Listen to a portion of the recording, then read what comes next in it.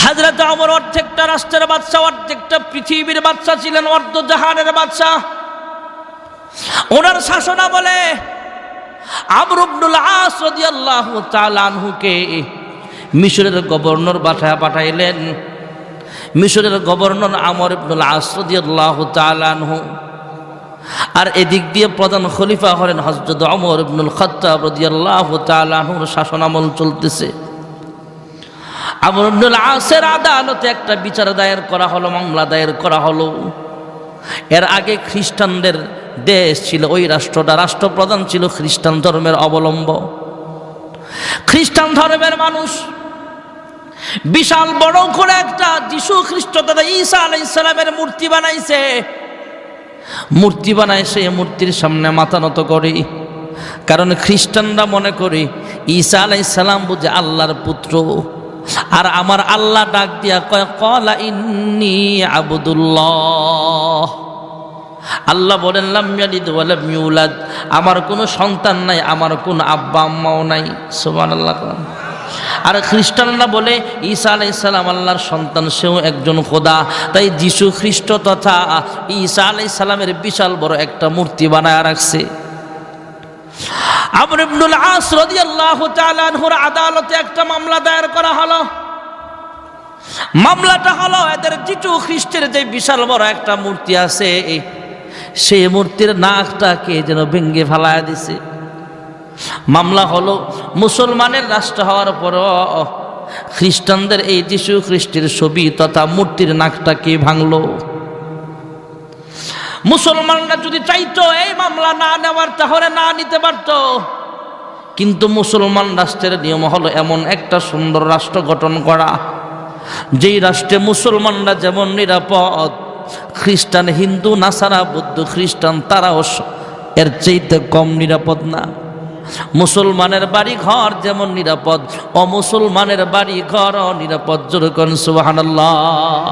এ বাণী সকলের নয় শুধু মুমিনের, যারাই চলবে মেনে ফল পাবে কোরআনের।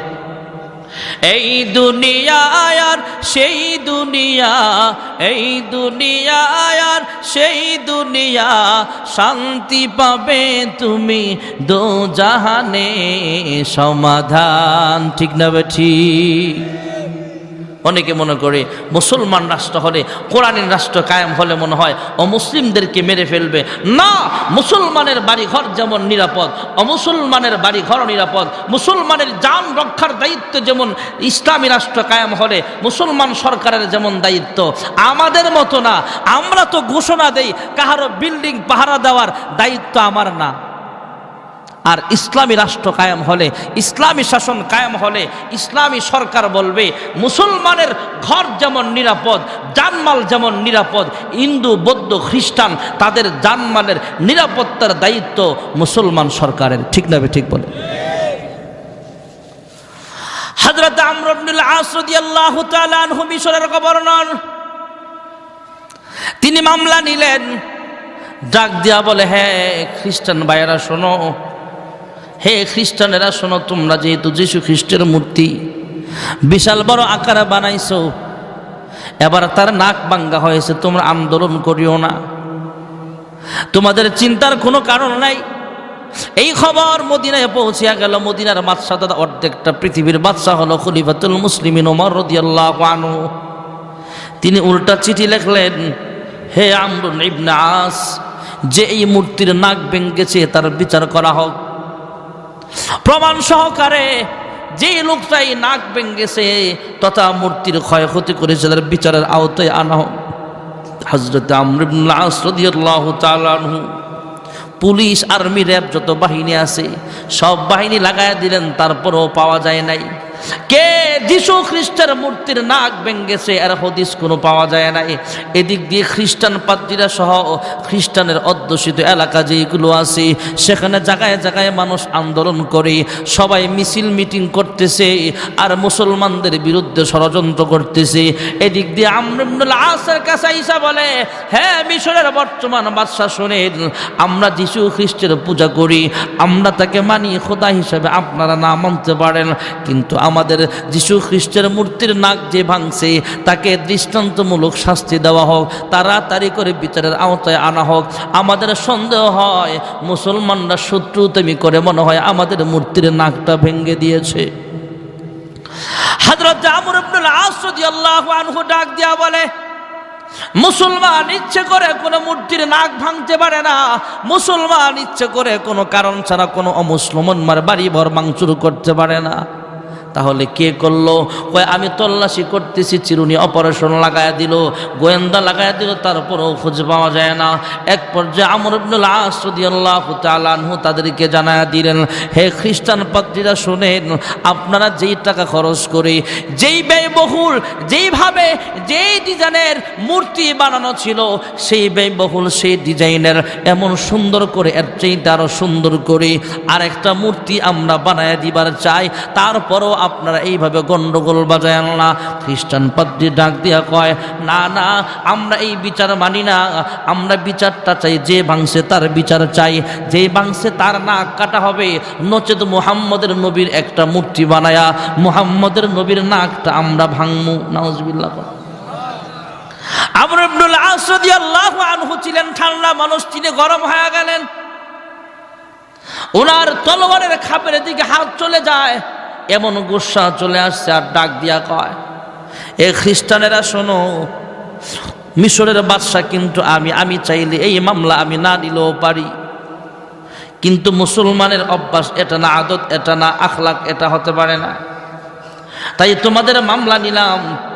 এই বলে তোমরা কিন্তু বেশি সাহস দেখাইতে যাও না। তোমাদের মূর্তি ভাঙছে ঠিক আছে, মূর্তির বদলায় মূর্তি দিতে চাই, তারপরও যেহেতু বিচার চাও, বিচার করা হবে।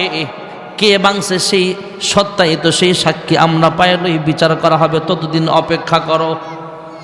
আর বেশি বাড়াবাড়ি করে যদি মুহাম্মাদুর রাসূলুল্লাহর বিরুদ্ধে কোনো কষ্ট দাও, কোনো স্লোগান দাও, তাহলে কিন্তু খবর আছে।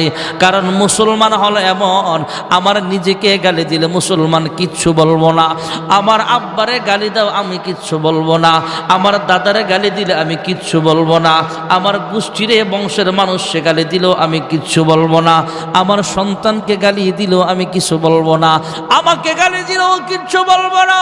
কিন্তু আল্লাহ এবং তার রাসূলকে কেউ গালি দিলে বিন্দু পরিমাণ রক্ত থাকতে বরদাস্ত করা হবে না। জোরে কোন ঠিক না বেঠি?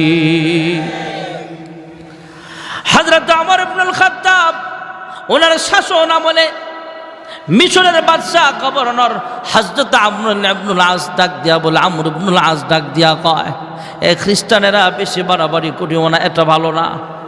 এক পর্যায়ে খ্রিস্টান একজন পাদ্রী সেও রাগে ডাক দিয়া কয়, হে আমর ইবনুল আস, যদি চান তাহলে কি করতে চান বলেন, বিচার করেন। আমর ইবনুল আস ইনি হলেন মিশরের গভর্নর, তিনি ডাক দিয়া কয়, আমাদের নবীরে কোনো অপমান করা ছাড়া অন্য কোনো পন্থা থাকলে বলো, সেটা তোমাদের কথা আমি রাখবো। খ্রিস্টান পাদ্রী জিদ্দে ডাক দিয়া কয়, হে আমর ইবনুল আস, আমরা চাই যিশু খ্রিস্টের মূর্তির নাক যেমন ভাঙ্গা হয়েছে, এর পরিবর্তে আমর ইবনুল আস তথা মিশরের বাদশাহ তথা গভর্নরের নাক আমরা কেটে দিতে চাই। হযরত আমর ইবনুল আস রাদিয়াল্লাহু আনহু বলেন, যেহেতু তোমাদের সাথে ওয়াদা করেছি রাসূলের অপমান করা ছাড়া যা বলবা মানব, তাহলে আমি এটা মেনে নিলাম, তবে আমার নবীকে তোমরা কোনো অপমান করবা না। মিশরের রাস্তাঘাটে এখানে সেখানে মিছিল হয়, খ্রিস্টান পাদ্রীরা সহ সবাই আনন্দ উল্লাস করে মিষ্টি বিতরণ করে। ডাক দিয়া কয়, মিশরের বাদশা হইতে আসছে আমর ইবনুল আস, আল্লাহর নবীর সাহাবী, আজকে জনসম্মুখে তার নাকটা কাটা যাবে, কেমন অপমানটা হবে। প্রত্যেকটা মসজিদে মুসল্লিরা কানলে, মুসলমান নেতারা কানলে, মুসলমান মহিলারা, মুসলমান বাচ্চারাও কান্দে। আল্লাহর নবীর সাহাবীর অপমান হবে, নাক কাটা যাবে, এটা কেমনে সম্ভব? আয় আল্লাহ, আপনি একটা উত্তম ফয়সালা করিয়া দেন। ভাইরা আমার, বন্ধুরা আমার, নির্দিষ্ট টাইম অনুযায়ী সবাই অপেক্ষা করছে। আদালতে মামলা উঠে গেছে, জনসম্মুখে হাজার হাজার খ্রিস্টান, হাজার হাজার মুসলমানের সামনে একজন খ্রিস্টান পাদ্রী একটা ধারালো ছুরি নিয়ে হাতে নিয়ে সামনে আগায়। কারণ হলো ওয়াদা করেছেন আমর ইবনুল আস মুসলমানের নবীকে কোনো অপমান না করে যা সিদ্ধান্ত জানাবা সেই সিদ্ধান্ত মেনে নেব। খ্রিস্টান পাদ্রীর সিদ্ধান্ত হলো আমর ইবনুল আস যেহেতু মিশরের গভর্নর, তোমার নাক কাটা যাবে। আমর ইবনুল আস রাদিয়াল্লাহু তাআলা আনহু তিনিও রাজি হয়ে গেলেন। সব মুসলমানরা আল আসমানের মালিকের দিকে তাকায়া কান্দে, আয় আল্লাহ তুমি একটা উত্তম ফয়সালা করিয়া দাও, আমর ইবনুল আসের যেন কোনো ক্ষতি না হয়। হযরত আমর ইবনুল আস রাদিয়াল্লাহু তাআলা আনহু তিনি তো একজন সাহাবী ছিলেন, ওনার যাতে কোনো সমস্যা না হয়, আয় আল্লাহ তুমি একটা উত্তম ফয়সালা করিয়া দেন। ভাইয়েরা আমার, বন্ধুরা আমার, আল্লাহ রাব্বুল আলামিন ফয়সালা অবশ্যই করিয়া দিলেন। এদিক দিয়ে হযরতে খলিফাতুল মুসলিমিন ওমর রাদিয়াল্লাহু তাআলা আনহুর কাছেও কেউ খবর দেয় না, খবরটা তার কাছে জানায়ও না। সবার সামনে ওনার নাক কাটা যাবে আমর ইবনুল আস রাদিয়াল্লাহু আনহুর। হঠাৎ করে খ্রিস্টান পাদ্রী যখন ছুরি নিয়ে ধারালো একটা চাকু নিয়ে সামনে আসতেছে নাক কাটবে, এমত অবস্থায় একজন নওজোয়ান যুবক সামনে আইসা ছুরির সামনে হাত রেখা বলি, হে খ্রিস্টান পাদ্রী রে, আমর ইবনুল আসের নাক কাটতে হবে না, আমি হলাম মূল অপরাধী, আমি মূর্তির নাক ভেঙ্গেছি। জোরে করেন সুবহানাল্লাহ। সবাই ডাক দেয়া কয়, তুমি এই মুহূর্তে কেন আসলা? তুমি কেন স্বীকার করলা? কেনই বা মূর্তির নাক ভাঙতে গেলা? ওই লোকটা মুসলমান হওয়ার পর ও ডাক দিয়া কয়, হে আমর ইবনুল আস, আপনার নাক কাটা যাবে এটা আমি সইতে পারবো না। আর আমি যে মূর্তির নাক ভাঙছি এটা কিন্তু আমি ইচ্ছে করে ভাঙ্গি নাই, আমি হলাম একজন পাখি শিকারী।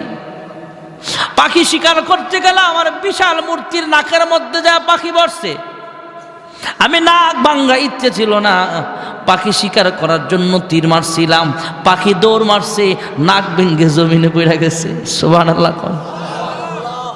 কেমন ভগবানের ভগবান, তীর মারছে তো নাক ভেঙ্গে গেছে। আর আমার আল্লাহর নাক ভাঙ্গার মতো ক্ষমতা কারো আছে নাকি? ভাইরা আমার, বন্ধুরা আমার, আমর ইবনুল আস ডাক দিয়া বলে, তুমি ভাঙ্গো নাই ঠিক আছে, কিন্তু সেই অপরাধে তো আমরা ভাইসা গেলাম।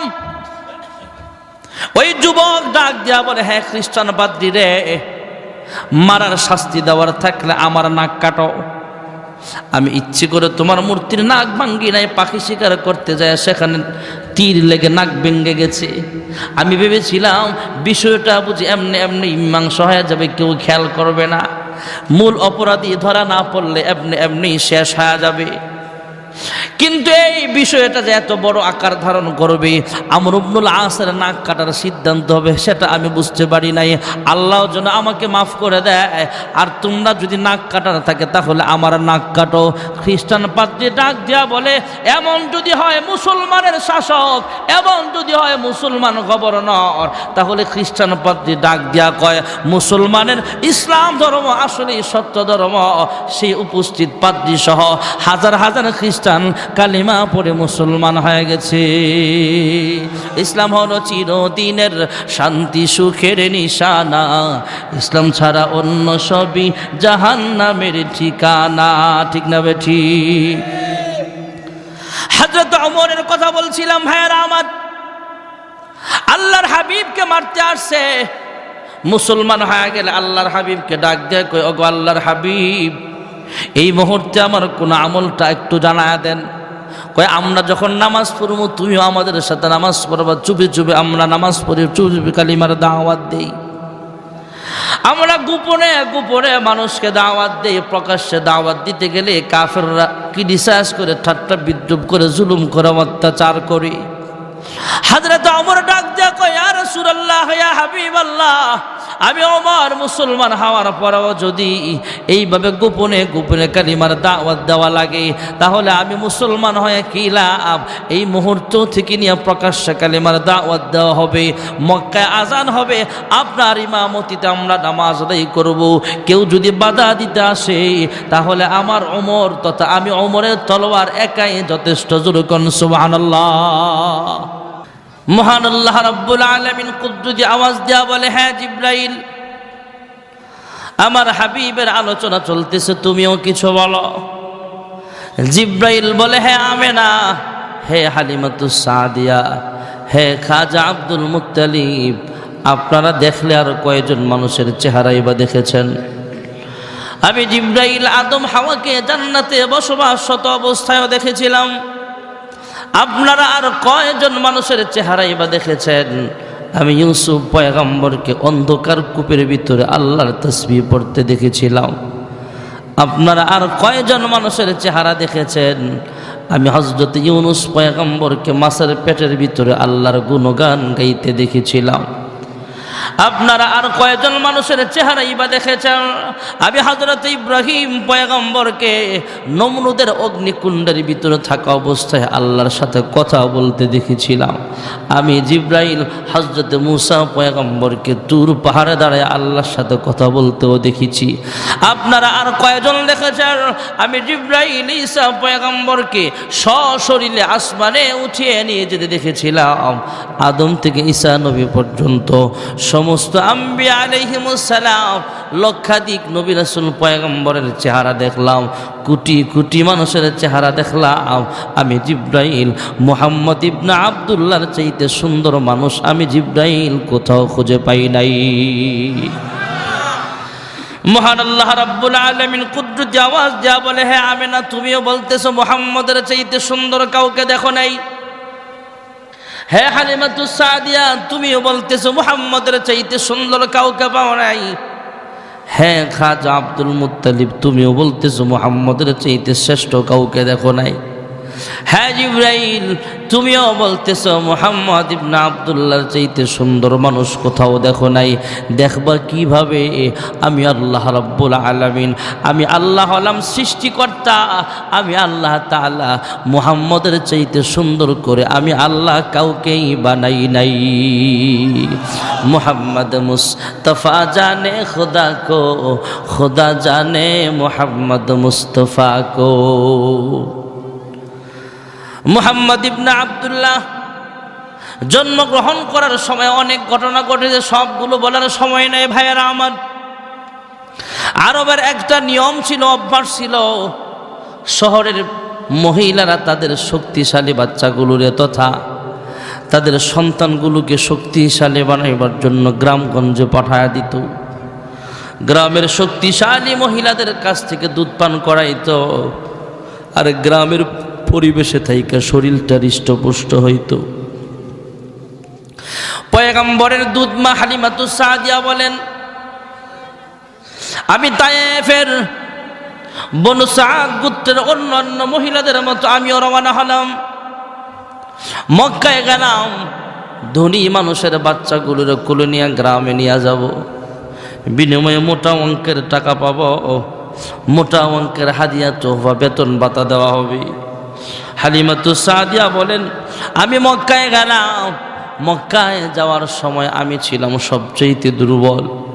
মুহাম্মদ ইবনে আব্দুল্লাহকে যখন করে নিলাম, আমাকে মহান আল্লাহ তাআলা সব চাইতে সবল বানায়া দিয়েছেন। হালিমাতুস সাদিয়া বলেন, আমি তায়েফ থেকে মক্কায় যাওয়ার সময় আমার যানবাহন, আমার ওট ছিল সবচেয়ে দুর্বল। মুহাম্মদ ইবনে আব্দুল্লাহকে কোলে নিয়ে যখন আবার ফেরত পথে ফিরতি পথে তায়েফের পথে রওনা হলাম, এখন আল্লাহ আমার যানবাহনে এত শক্তি নাজিল করেছেন, এত শক্তি দান করে দিয়েছেন, আমি খুব গতিতে সবার আগে আগে চলতে পারি, আর সবাই আমার পেছনে পিছনে পড়ে যায়। জোরে কোন সুবহানাল্লাহ।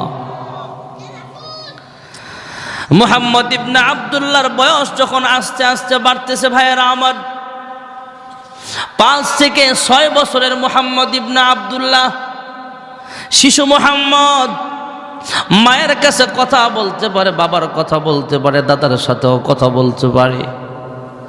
আম্মা আব্বার আদর কি জিনিস এটা এখন সে অনুভব করতে পারে, বুঝতে পারে। মনের আবেগটা মুখের ভাষায় কথা বলে বোঝাতেও পারে।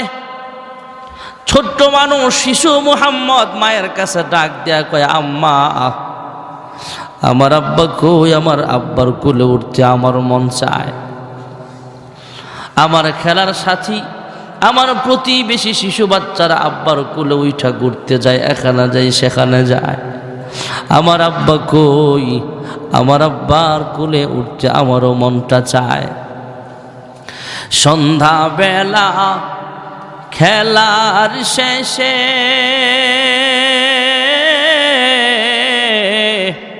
সব ছেলেদের পিতা এসে আমার খেলার সাথী ভাইদের কোলে লয়া যায়। আমার পিতার কোলে উঠতে আমার মনে চায়। শিশু মুহাম্মদ ইবনে আব্দুল্লাহ মার কাছে কান্দে, হ্যাঁ মা, আমার আব্বা কোথায়? আব্বার কাছে নিয়ে চলো।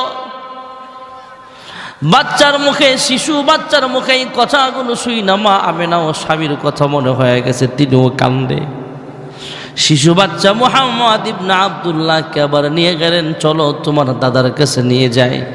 খাজা আব্দুল মুত্তালিবের কাছে নিয়ে গেলে খাজা আব্দুল মুত্তালিবের সামনে বলে, দাদা সবাই তার বাবার কোলে উঠে, আমার আব্বারে আইনা দাও। খাজা আব্দুল মুত্তালিব চোখের পানি ফেলে কান্দে, মা আমেনাও কান্দে। উম্মে আইমান দাসীকে দিয়া পাঠায়া দিলেন সফরে। ওই সফরে মা আমেনাও দুনিয়া থেকে বিদায় হয়ে গেলেন। খাজা আব্দুল মুত্তালিবের যেই চেয়ারের মধ্যে তিনি বসে, সেই চেয়ারে নাতি মুহাম্মদ যায় বসে। এখন গার্জিয়ান হয়ে গেলেন। বাবা মায়ের আদর, দাদার আদর, চাচার আদর, সব আদর এবার দাদার কাছে পায়। খাজা আব্দুল মুত্তালিব যেই বিছানায় বসে, তিনিও সেখানে যায় বসে। অন্য দলের নেতারা, এলাকার নেতারা আইসা বলে, হ্যাঁ খাজা আব্দুল মুত্তালিব, আমরা বিভিন্ন দেশের রাষ্ট্রপ্রধানরা আইসাও আপনার চেয়ারের মধ্যে বসার সাহস পাই না, কারণ আপনি হলেন মক্কার চেয়ারম্যান, আপনি হলেন মক্কার মুতাওয়াল্লি, আপনি যেখানে বসেন সেখানে আমরা বসার সাহস পাই না। শিশু মুহাম্মদ ইবনে আব্দুল্লাহ, এই শিশু বাচ্চাটা 5-6 বছরের একটা শিশু বাচ্চা, আপনার সেখানে রাইয়া বসতে সাহস পায়। আপনার চেয়ারের মধ্যে বসে, আপনার বিছানার মধ্যে বসে, কি ব্যাপার? খাজা আব্দুল মুত্তালিব ডাক দিয়া কয়, তোমরা এই শিশু বাচ্চারা চিনো না? আমি তার ভালো করে চিনি। সে আমার একজন ছেলে ছিল আব্দুল্লাহ, তার সন্তান। এই শিশু বাচ্চারা তথা আমার নাতি মুহাম্মদ জন্মগ্রহণ করার আগেই তার আব্বা দুনিয়া থেকে বিদায় হয়ে গেল। 5-6 বছরের বয়সে মাও দুনিয়া থেকে বিদায় হয়ে গেল। আমি হলাম তার গার্জিয়ান। তোমরা চিনো না, আমি তার ভালো করে চিনি। এই শিশু বাচ্চাটা, আরবের মধ্যে বৃষ্টি হয় না, ওয়ানা বৃষ্টির কারণে মানুষ হাহাকার, বৃষ্টির খুব দরকার, খুব প্রয়োজন। মানুষগুলো আইসা বলে, হ্যাঁ কাবার মুতাওয়াল্লি, আপনি একটু কাবার মালিকের কাছে বৃষ্টির জন্য দোয়া করেন। বৃষ্টি দেওয়ার মালিক জোরে বলেন কে? সন্তান দেওয়ার মালিক কে? বিশ্বাস হয় নাকি? আমাদের দেশের কিছু মানুষ বাবার কাছে যায় সন্তান চায়। একটা সন্তান দে রে বাবা, একটা সন্তান দে। এই কথাটা একটু ঘুরায় বললেই তো হয়। আবার কিছু মানুষ এই সমস্ত পীর ভালো জিনিস, মুরব্বী ভালো জিনিস, শেখ, শেখ আরবিতে ওস্তাদও বলা যায়, আর ফার্সি একটা শব্দ হলো পীর। এটা খারাপ না। আমাদের বাংলাদেশে ভালো পীরও আছে, ভালো নেতা আছে। ভালো নেতার ফাঁকে ফাঁকে যেমন ভণ্ড নেতা আছে, ভালো পীর সাহেবের ফাঁকে ফাঁকে কিছু ভণ্ড পীরও আছে। যাওয়ার সময় আবার গানও গায়, দয়াল বাবা কেবলা কাবায়ানার কারিগর। এমন আছে না নাই? ঘুমাইতেছেন নাকি আপনারা? এটা আবার আমরা মাঝে মাঝে আপডেট করে বলি, তোর বাবা ভণ্ড বাবা লাগে আমার ডর, ফেরেশতারা গুরজু মারবে কবরের ভিতর বাবারে, ঠিক না বেঠি? তোমার বাবা আলফেসানি মুত্তা বাবাই নয় না রে পানি, মায়া লয়া টানা টানি পর্দার ভিতর, ফেরেশতারা গুরজো মারবে কবরের ভিতর। বাবারে ঠিক না বেঠি? গজলটা যেই লেখছে বাস্তবই লিখেছে। এই কথাগুলো 100%-এর 1% মিথ্যা না, নাহলে খবর নিয়ে দেখেন।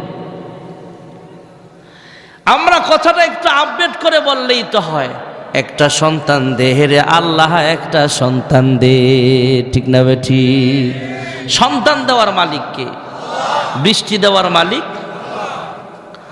খাজা আব্দুল মুত্তালিবের কাছে আইসা মানুষ বলে, হ্যাঁ খাজা আব্দুল মুত্তালিব, আপনি যেহেতু মক্কার চেয়ারম্যান, আপনি কাবার মুতাওয়াল্লি, আপনি একটু মালিকের দরবারে দরখাস্ত করেন যাতে বৃষ্টির ফয়সালা করে।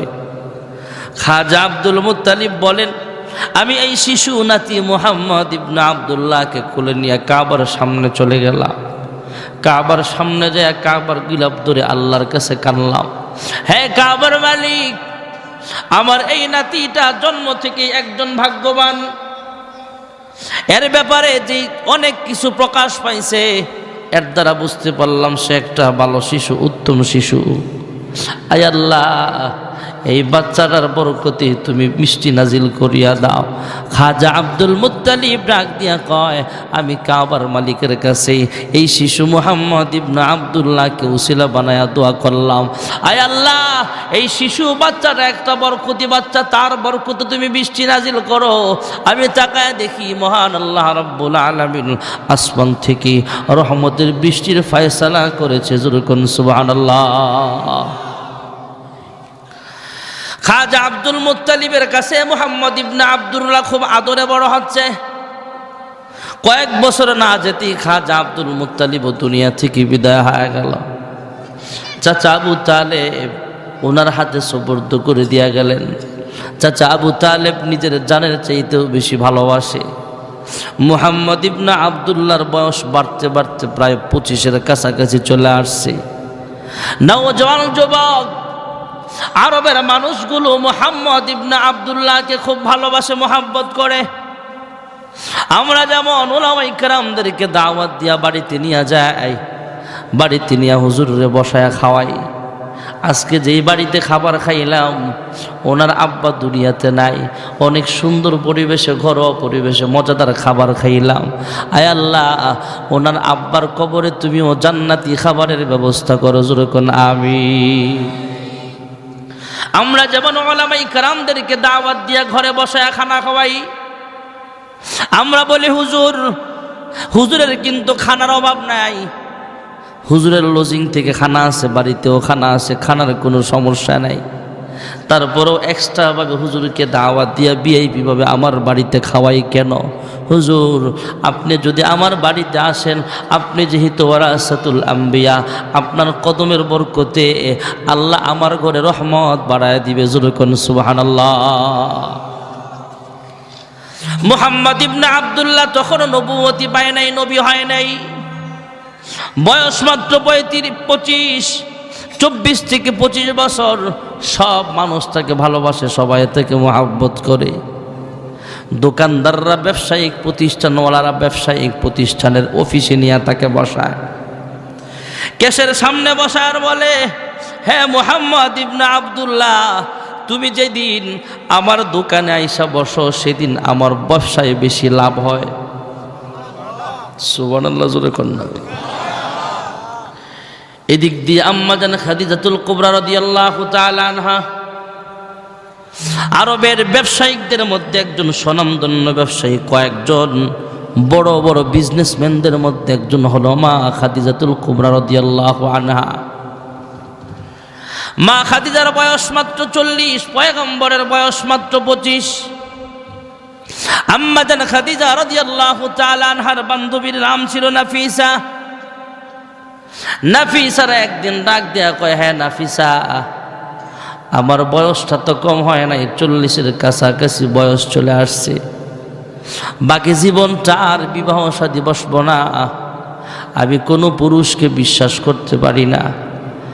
আমার ব্যবসায়ীর দায়িত্ব যদি কোনো পুরুষের হাতে দেই, সেই পুরুষটাই আমার সাথে বেইনসাফি করে। আমার সাথে বেঈমানি করে, গাদ্দারি করে, আমার সাথে চুরি বাটফারি করে। বিশ্বস্ত একটা পুরুষের দরকার। আমি যেহেতু বিবাহ বসবো না, কিন্তু ব্যবসায়ের দায়িত্বটা দেওয়ার জন্য একজন বিশ্বস্ত মানুষের প্রয়োজন। নাফিসা ডাক দিয়া বলে, হ্যাঁ খাদিজা, মক্কাতুল মুকাররমায় একজন বিশ্বস্ত মানুষ আছে, যার নাম হলো মুহাম্মদ। সুবহানাল্লাহ। যাকে সবাই বিশ্বাস করে, সে একজন ভালো মানুষ, তোমার সাথে কোনোদিন দুই নাম্বারি করবে না, ধোঁকাবাজি করবে না। কয় যাও, আমার ব্যবসায়িক পার্টনার তাকে বানাইতে চাই, যায় প্রস্তাব দিয়ে আসো। নাফিসা যায় বলে, হ্যাঁ মুহাম্মদ, খাদিজাতুল কুবরা তোমাকে ব্যবসায়িক পার্টনার বানাতে চায়। তুমি তো খাদিজার নাম শুনছো অবশ্যই। হ্যাঁ শুনেছি, সে একজন সফল ব্যবসায়িক, তোমাকে ব্যবসায়িক পার্টনার বানাতে চায়। মুহাম্মদ ইবনে আব্দুল্লাহ ডাক দিয়া কয়, হ্যাঁ নাফিসা, ব্যবসায়িক পার্টনার হতে গেলে টাকার প্রয়োজন, পয়সার প্রয়োজন। আমার তো টাকা পয়সা নাই, তার যদি 1 লক্ষ টাকা লাগে, আমি যদি পার্টনার হতে চাই, আমার তো কমপক্ষে 50,000 লাগবে। মা খাদিজার কাছে যা বললে, মা খাদিজা আবার বান্ধবীকে পাঠায় বলে, হ্যাঁ মুহাম্মদ, তোমার টাকা পয়সা লাগবে না, টাকা পয়সা যা দেওয়ার খাদিজা দিবি, ব্যবসায়িক কাজ পরিচালনা করার জন্য দায়িত্বটা হবে তোমার। তুমি আমানতের সাথে, ইমানদারির সাথে শুধু ব্যবসায়িক কাজটা পরিচালনা করবা, এটাই হলো তোমার পুঁজি। তোমার আমানতদারি হলো তোমার পুঁজি, আর টাকা পয়সা পুঁজি হলো খাদিজার। জোরে কোন সুবহানাল্লাহ।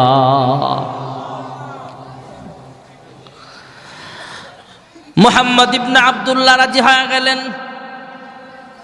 বিভিন্ন দেশে ব্যবসায়িক কাফেলা নিয়ে সফরে যায়, সব ব্যবসায়ী লাভ হয়। এদিক দিয়ে নাফিসা ডাক দেয়া কয়, হ্যাঁ খাদিজা, দেখছো নি, আমার পরামর্শ অনুযায়ী মুহাম্মদকে তুমি দায়িত্ব দিলা, প্রত্যেকটা ব্যবসায়িক চালানটাই লাভ আসে। সুবহানাল্লাহ। খাদিজা তেমন কিছু বলে না, কারণ সে অনেক পয়সার মালিক। এক চালানে লাভ হবে আর এক চালানে লোকসান হবে, এইগুলা কোনো সে কেয়ার করে না।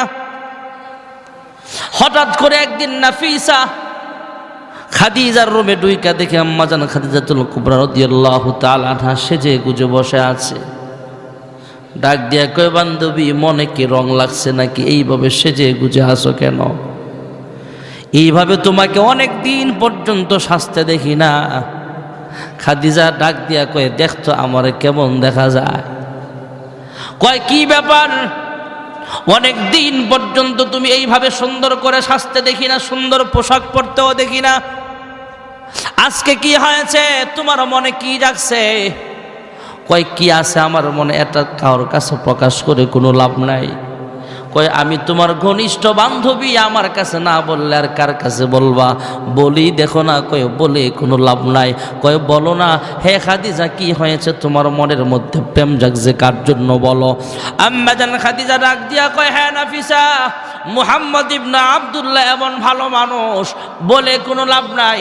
আমার বয়সটা হয়ে গেছে 40, মুহাম্মদের বয়স মাত্র 25।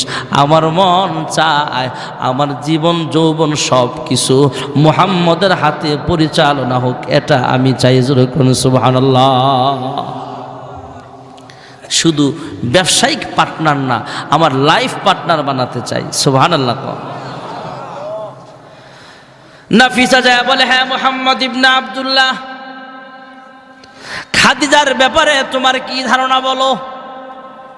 কয়, খাদিজা একজন ভালো মানুষ, নেককারিনী মানুষ, ভালো একজন মানুষ, সৎ চরিত্রবান মানুষ, সফল ব্যবসায়ী। ভালো একটা আইডিয়া দিয়া দিল যে খাদিজা খুব ভালো মানুষ। আয়া খাদিজারে শোনায়, হ্যাঁ খাদিজা, তোমার ব্যাপারে মুহাম্মদের ভিতরে ভালো ধারণা আছে। নাফিসা যায় বলে, হ্যাঁ মুহাম্মদ, তোমার বয়সটা কম হয় নাই, তোমাকে দেখলে যে কোনো মেয়ে পাগল হয়ে যাবে, তুমি এখনো বিবাহ করো না কেন? মুহাম্মদুর রাসূলুল্লাহ ডাক দিয়া কয়, হ্যাঁ নাফিসা, আমার ঘর নাই, আমার বাড়ি নাই, আমার বিছানাপত্র কাপড় চোপড় কিছুই আমার নাই। আমার শরীরে যে পোশাকগুলো দেখতেছো, এটা আমার চাচা আবু তালেব কিনে দিয়েছেন।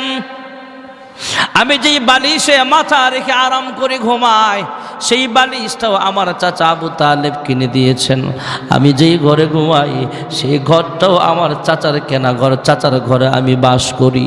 আমার আব্বা নাই, আম্মা নাই, আমার বাড়ি গাড়ি কিছুই নাই, আমার কাছে কে মেয়ে বিয়ে দিবে?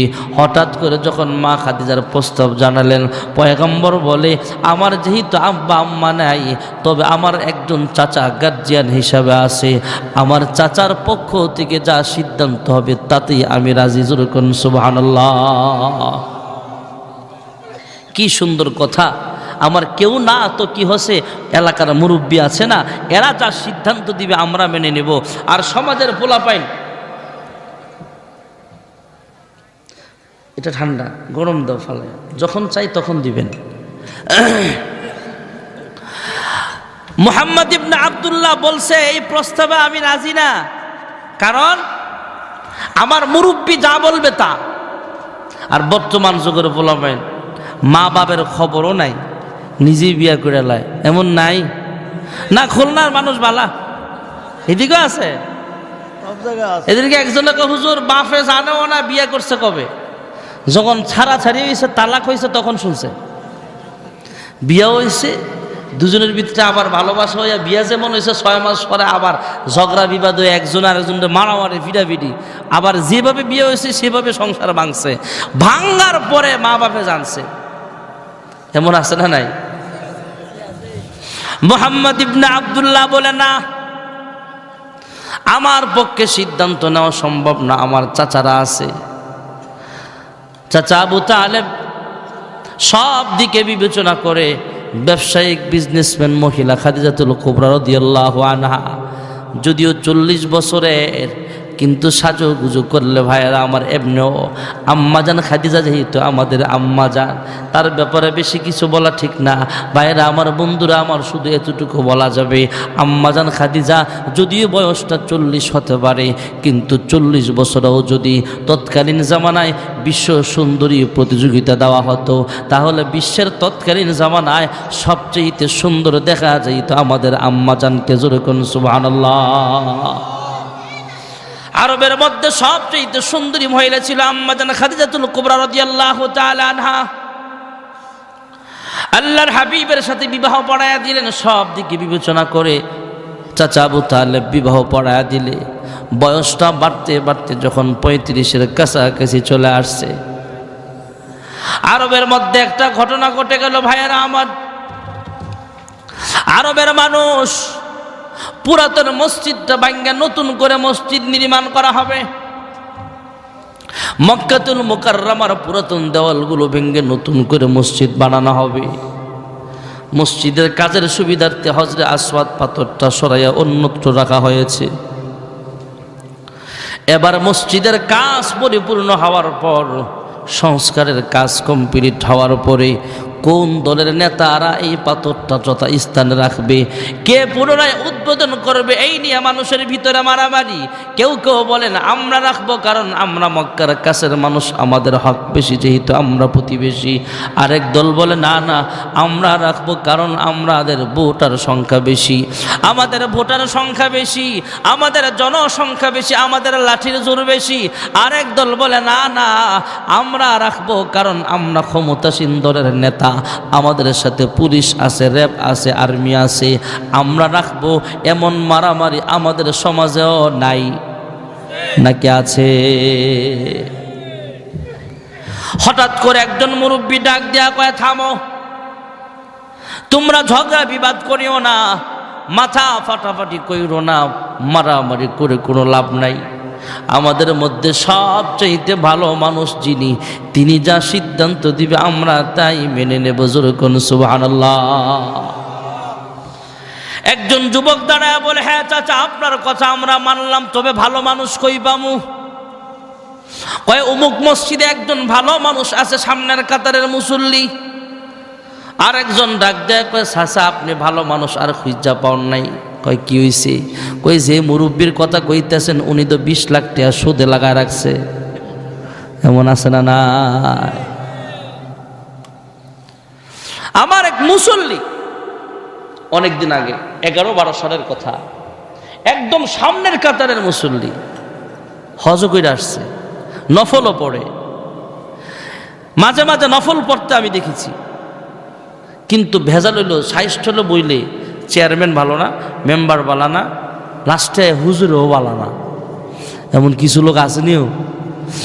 এই চা স্টলে যে আসরের সময় বয়, একবারে রাতের 10টা পর্যন্ত চিল্লা লাগায় চা স্টলে। আমরা কুমিল্লাতে আছে এমন, এদিকে আছে নাকি? চা স্টলে বৈশা চেয়ারম্যান ভালানা, মেম্বার বালানা, এমপি বালানা, মন্ত্রী বালানা, নেতায় বালানা, বিল্ডিংওয়ালা বালানা, কেউ বালানা, সব বালা এই মিয়ায় বইয়া বইয়া মোমবাতি টানে, আছে না নাই? দোকানদার যদি কয় চাচা মসজিদে যাও না কা, কয় বেয়াদব, তোর বাপের বিয়া আমি খাইছি, তুই আমার চিনস বেটা, তুই আমারে মসজিদে যাইবার কস? এমন ধমক দেওয়াই না নাই। টানতে টানতে আবার কষায় একটা মারে, একদম কষায় যখন মারে, দাদায় ডাক দেখো, দাদা, দাদির গালেও দো মনে এমনি চুমা দেও না।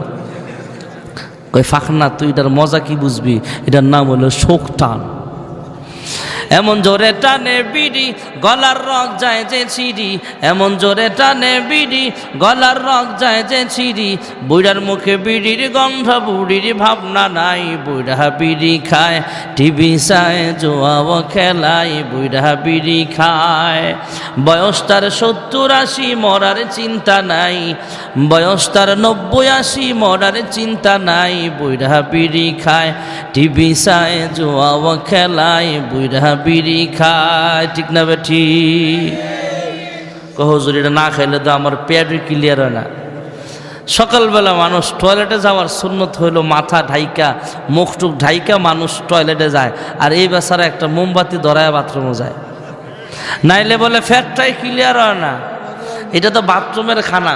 আমাদের এক বক্তা শিল্পী আবুল কালাম আজাদ মাওলানা, অনেক আগের প্রবীণ শিল্পী, আইনুদ্দিন ভাইয়ের ওস্তাদ আছে এখনো, আল্লাহ তাআলা হায়াত লম্বা করে দেখ।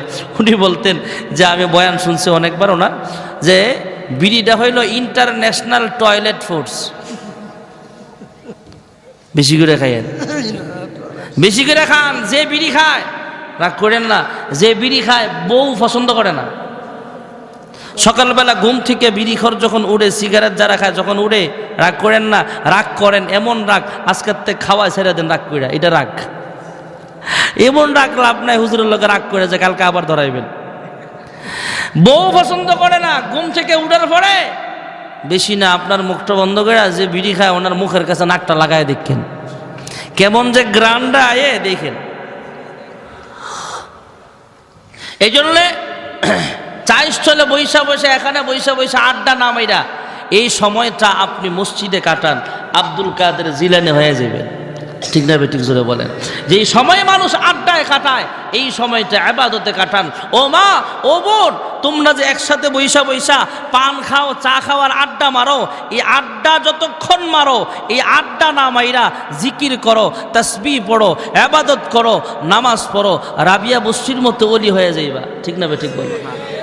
পুরুষরা সময় কাটায় চা স্টলে, আর আমরা চা স্টলে কাটাই এই কারণে, আমরা ফ্যামিলিতে সময় না দেওয়ার কারণে ফ্যামিলির মহিলারাও, কয়েক বাড়ির মহিলারা একসাথে হয়ে আড্ডা মারে, বেহুদা। ভাইয়ারা আমার, বন্ধুরা আমার, ইমাম সাহেবের বদনাম বলে লাভ নাই, মানুষের গিয়ে বোধ শেখায়াত করে লাভ নাই। যুবকরা ডাক দেয়া কয়, চাচা, যার মুরব্বীর কথা বলতেছেন এই মুরব্বী তো বেশি ভালো না। কয় অমুক এলাকার বড় নেতা, কয় সেই নেতার কথা কয়ে লাভ নাই, সেই নেতা বিচার আচার করতে যায় ঘুষ খায়। সব নেতায় না, গ্রাম্য কিছু মাতবর নেতা আছে ঘুষ খাওয়িন না, আছে না নাই? আমাদের সমাজে মসজিদে জোতাসর ধরা খাইলে গণপিটুনি দেয়, যে ল্যাংড়া হ্যাঁ একটা উষ্ঠা দিতে যায়, পিচ্ছি এক পোলা।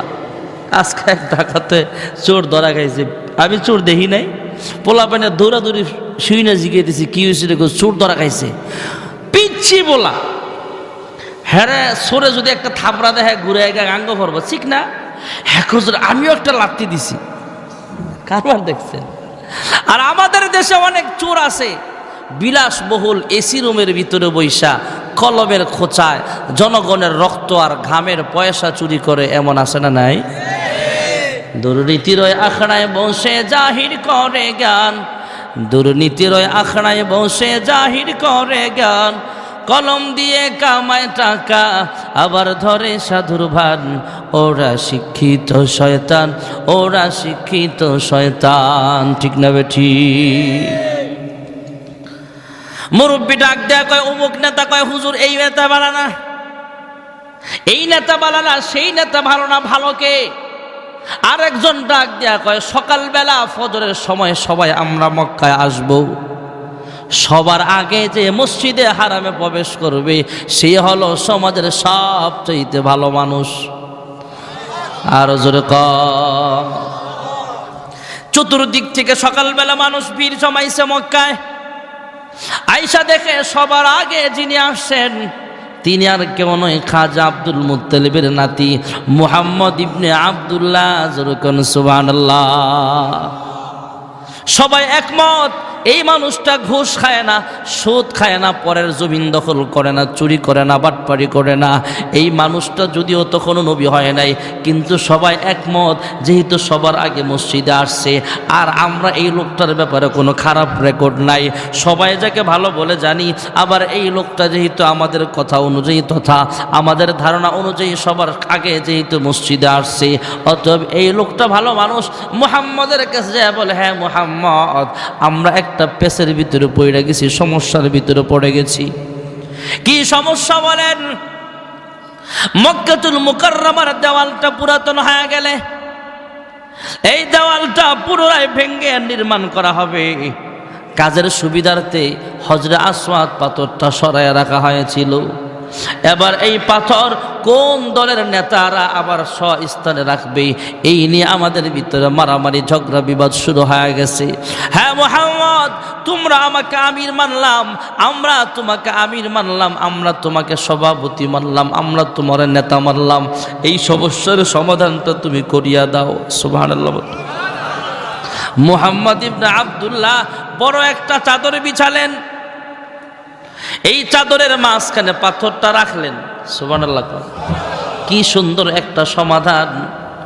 আল্লাহর হাবিব এবার এক পাশে ধরলেন, আরেক পাশে বললেন বর্তমান ক্ষমতাসীন দলের নেতারা আসছে, বিরোধী দলীয় নেতারা আসেন, এরাও আসছে, ছোট দল 18 দল, 4 দল, 20 দল, 22 দল, 42 দল, যত দল আছে সব গোত্রের নেতারা আসছে, সবাইকে বলেন চতুর্পাশে ধরেন। আল্লাহর হাবিবের নেতৃত্বে চতুর্পাশে চাদরে সবাই ধরলেন। কোনো ঝগড়া হলো না, বিবাদ হলো না, মাথা ফাটাফাটি হলো না, সবাই ঐক্যবদ্ধ হয়ে মুহাম্মদের নেতৃত্বে সবাই মিলে হজরে আসওয়াদ পাথরটা যথা স্থানে রাইখা দিলেন। জোরে কোন সুবহানাল্লাহ। আমি আপনাদের জিজ্ঞেস করতে চাই, নবী হিসাবে না, মানুষ হিসাবে এখন মুহাম্মদের প্রতি অন্য মানুষের ভালোবাসা কমছে না বাড়ছে?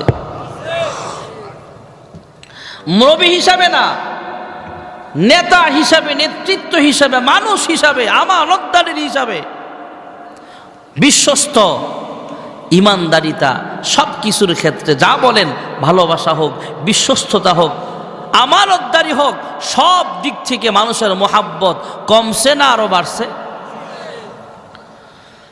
আল্লাহর হাবিবের বয়স 35 বছর। ভাইয়েরা আমার, আম্মা জান খাদিজাতুল কুবরা রাদিয়াল্লাহু তাআলা আনহা জানতে চাই, ওগো আমার প্রাণের স্বামী, প্রথম ভেবেছিলাম আপনি একজন ইয়াং মানুষ, 40 বছরের একজন মহিলাকে বিবাহ করার কারণে বুঝে আপনার মন খারাপ। আমি পরে পরীক্ষা করে দেখলাম এই জন্য আপনার মন একটু খারাপ হয় না। পরে ভাবলাম আপনি যেহেতু একা একা বসে থাকেন, নিবিড়ে নিবিড়ে কি যেন গবেষণা করেন একা একা, ভাবতাম যে আপনার প্রতি আপনি বুঝে ক্ষমতার প্রতি লোভ আছে, টাকা পয়সার প্রতিও বুঝি আপনার কোনো লোভ আছে। মা খাদিজা ডাক দিয়া কয়, হে আমার প্রাণের স্বামী গো, হে আবুল কাসেম। মা খাদিজা আল্লাহর হাবিবকে আবুল কাসেম বলে ডাকতেন। সুবহানাল্লাহ। আবুল কাসেম মানে হলো কাসেমের বাপ। আল্লাহর হাবিবের একটা ছেলে ছিল, শিশু অবস্থায় বিদায় হয়ে গেছেন দুনিয়া থেকে, তার নাম ছিল কাসেম। কাসেমের বাপ, এই জন্য বলতেন আবুল কাসেম। সুবহানাল্লাহ। অনেক মহিলা এখনো আছে। এখানে অনেক মহিলার স্বামী এমন পাওয়া যাবে যেই মহিলা স্বামীর নাম ধরে ডাকে না, সন্তানের বাপ বলে ডাকে, আব্দুল্লাহর বাপ, ফাতেমার বাপ, এভাবে ডাকে। আছে না নাই? ডিজিটাল যুগের কিছু বউ ভিন্ন কথা, কিছু পোলাপাইন এমন আছে বউ নাম লয়ে ডাকে, হ্যাঁ নাম লয়ে ডাকে, এমন আছে না নাই? ভার্সিটিতে একসাথে পড়ে, লেখাপড়া করে, প্রেম করছে, ভালোবাসা করছে, ভালো কথা, বিবাহ হয়েছে। ভার্সিটি থাকতে যেমন নাম লয়ে ডাকতো, বিয়ের পরেও নাম লয়ে ডাকে, বদলায় নাই। জামাইয়ের নাম সাগর, বউর নাম হয়েছে নদী। বউ ডাক দে সাগর এদিকে আসো, জামাইয়ের বউরে ডাক দে নদী কাম হিয়ার। এমন ফ্যামিলি আছে না নাই? জামাই বউরের নাম লয়ে ডাকে, বউ জামাইয়ের নাম লয়ে ডাকে। পোলা একটা বড় হইতেছে, এজন কথা কইতে শিখতে, হ্যাঁ ও ডাক দে, হ্যাঁ নদী, এ সাগর। শিক্ষিত ফ্যামিলি তো, বেশি শিক্ষিত। রাতের বেলা একটা আরেকটার জিগায়, কি ব্যাপার, এই আমাদেরকে নাম লয়ে ডাকে কেন, সমস্যাটা কোথায়? সমস্যাটা হলো তুমি যে আমার নাম লয়ে ডাকো, আমি যে তোমার নাম লয়ে ডাকি, আমাদের কাছ থেকে শুই না সেও ডাকে সাগর আর নদী। কয় তাইলে একটা চিন্তা ভাবনা করা দরকার, কেমনে এরে আব্বা আম্মা শিখান যায়। কয় যেহেতু সাগর আর নদী আমাদের কাছ থেকে শিখছে, আম্মা আব্বাও তো আমাদের কাছ থেকেই শিখানো লাগবে। আজকের থেকে তুমি আমার ডাকো আব্বা, আমি তোমার ডাকবো আম্মা। সমস্যা কমবো না বাড়বো? অনেক ফ্যামিলি আছে, অনেক সরল মানুষ আছে। আমার ভাষা বুঝতে অসুবিধা আপনাদের? আমার আম্মার কাছ থেকে, দাদির কাছ থেকে একটা ঘটনা শুনতাম, আমি নিজে দেখি নাই। একজন মহিলা ছিল, স্বামীর নাম হলো রহমতুল্লাহ। কি নাম?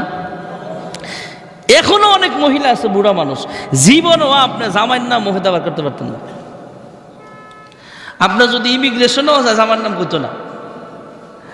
সালাম ফিরাইব, বেডির জামাইয়ের নাম রহমতুল্লাহ। কি তুল্লাহ? তো নামাজের ভিতরে আসসালামু আলাইকুম রহমতুল্লাহ আসেনি, ফেস লাগছে নি। বিডি জীবন ও স্বামীর নাম মুখে দিয়া কয় না, এমন সরল মানুষ।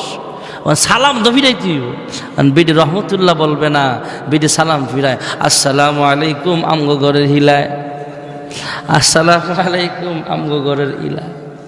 কেমন সরল মানুষ ছিল। আর বর্তমান ডিজিটাল যুগের মহিলারা, স্বামীর সাথে কিছু কিছু মহিলারা এত দুর্ব্যবহার করে, অকল্পনীয়। অনেক মুসল্লি এসে বিচার দেয়, হুজুর জমানা বড় খারাপ। আগে জামাই বউরে বিড়াইতো, এখন বউরা জামাইরে বিড়ায়। যত উঁচা উঁচা বিল্ডিং দেখেন গুলশান বনানীতে, খবর নিয়ে দেখবেন এরা প্রায় বিল্ডিংয়ের ভিতরে পুরুষ নির্যাতন চলতেছে। হাসতেছেন, বাস্তব কথা এগুলো। ও মা বোনেরা, স্বামীর পায়ের নিচে তোমার জান্নাত, সাবধান হয়ে যান। স্বামীর সাথে বেয়াদবি করবেন না, স্বামীরাও ভালো হয়ে যান, স্ত্রীরাও ভালো হয়ে যান। যেই ফ্যামিলিতে স্বামী তার স্ত্রীকে নাম লয়া ডাকে না, এটা গুনাহ হবে এমন না, নাম নেয় না, আদবের সাথে একজন আরেকজনকে ডাকে, সুন্নত তরিকায় সংসারটা চলে, এটা দুনিয়ার জান্নাত। সুবহানাল্লাহ বলে। যেই ফ্যামিলিতে স্বামী স্ত্রীর মহাব্বত আছে, এটা দুনিয়ার জান্নাত। আম্মা জান খাদিজা রাদিয়াল্লাহু আনহা আল্লাহর হাবিবকে নাম বলে ডাকে না, যদিও বয়সে বড়, তিনি রাখতে, হে আবুল কাসেম। আমি মাঝে মাঝে দেখি আপনার মনটা ভীষণ খারাপ, আসমানের দিকে তাকায় কি যেন গবেষণা করেন। টাকা পয়সার প্রতিও আপনার কোনো লোভ নাই,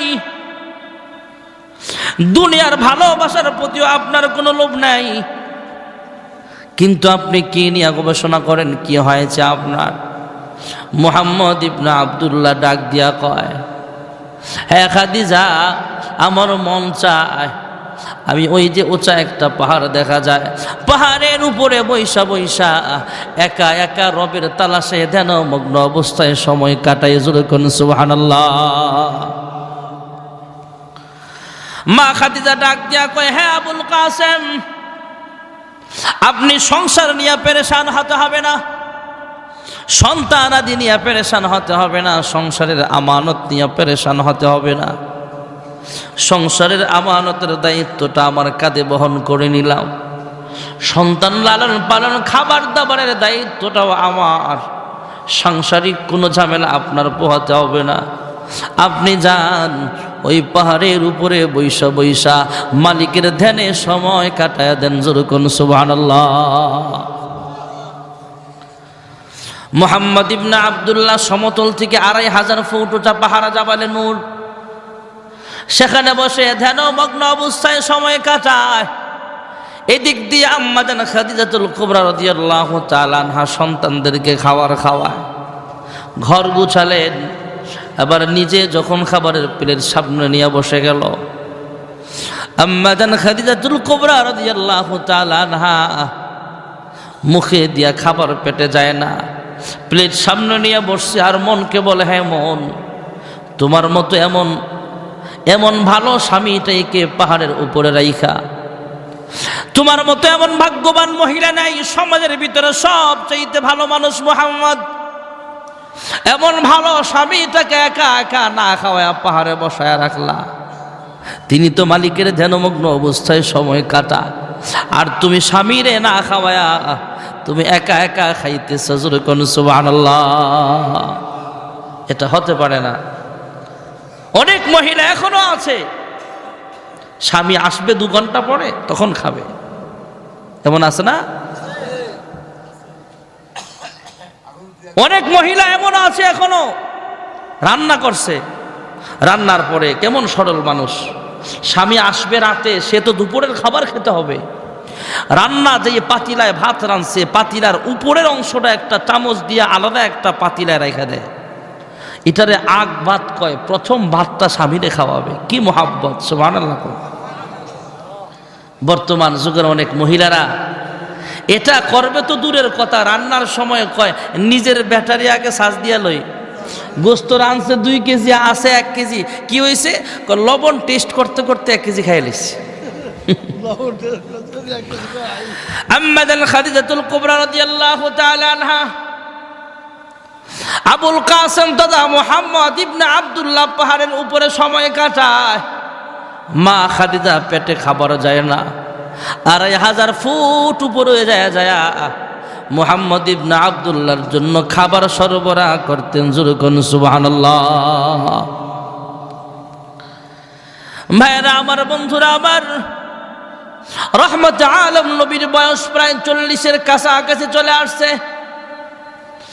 জাবালে নূর আমাদের মতো ইয়ংম্যান যুবকরাও প্রায় 1 থেকে 1.5 ঘন্টা সময় লাগে উঠতে। সমতল থেকে 2500 ফুট উঁচা পাহাড়। আমাদের বাংলাদেশের খাগড়াছড়িতে একটা পাহাড়ে উঠেছিলাম, আলুর টিলা পাহাড়, মাত্র 1800 ফুট উঁচা।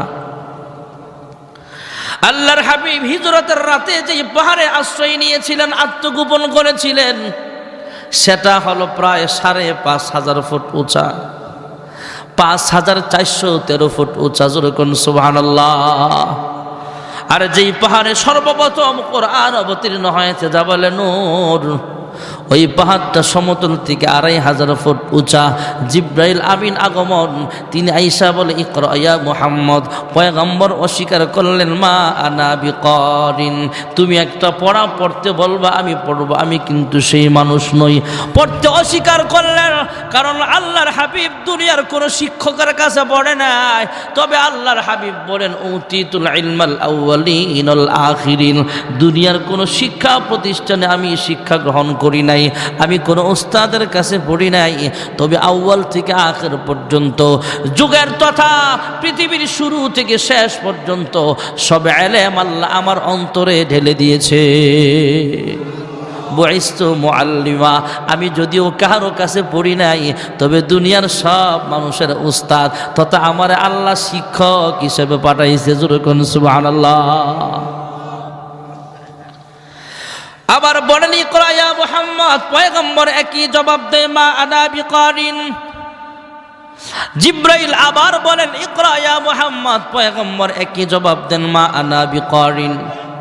এক পর্যায়ে জিব্রাইল আমিন পয়গম্বরের সিনার সাথে সিনাটা লাগাইলেন, একটু মৃদু চাপ মারলেন। ফটোস্টেট মেশিনে যেমন 1 কপি থেকে আরেক কপি ফটোস্টেট হয়ে যায়, একটু চাপ মারলেন। মহান আল্লাহ রাব্বুল আলামিন জিব্রাইলের সিনার ভিতরে যত ইলম ছিল সবগুলো ইলম ফটোস্টেট করে আল্লাহর হাবিবের সিনার ভিতরে আল্লাহ উঠায়া দিয়েছেন। এবার জিব্রাইল পড়তেছেন ইকরা বিসমি রাব্বিকাল্লাযী খলাক। জিব্রাইল যখন রবের নামে পড়তে বললেন, পয়গম্বর জবান খুলে পড়তেছেন ইকরা বিসমি রাব্বিকাল্লাযী খলাক। যুরকুন সুবহানাল্লাহ। মায়েরা আমার, বন্ধুরা আমার, মহান আল্লাহ রাব্বুল আলামিন জিব্রাইল আমিনের মাধ্যমে কোরআনুল কারীম অবতীর্ণ করেছেন। তাই জিব্রাইল আমিনের নাম হয়ে গেছে আল আমিন। যেই মক্কাতুল মুকাররমায় আল্লাহ কোরআন নাজিল করেছেন সেই মক্কার নামটাও আল আমিন। নাযালা বিহির রূহুল আমিন।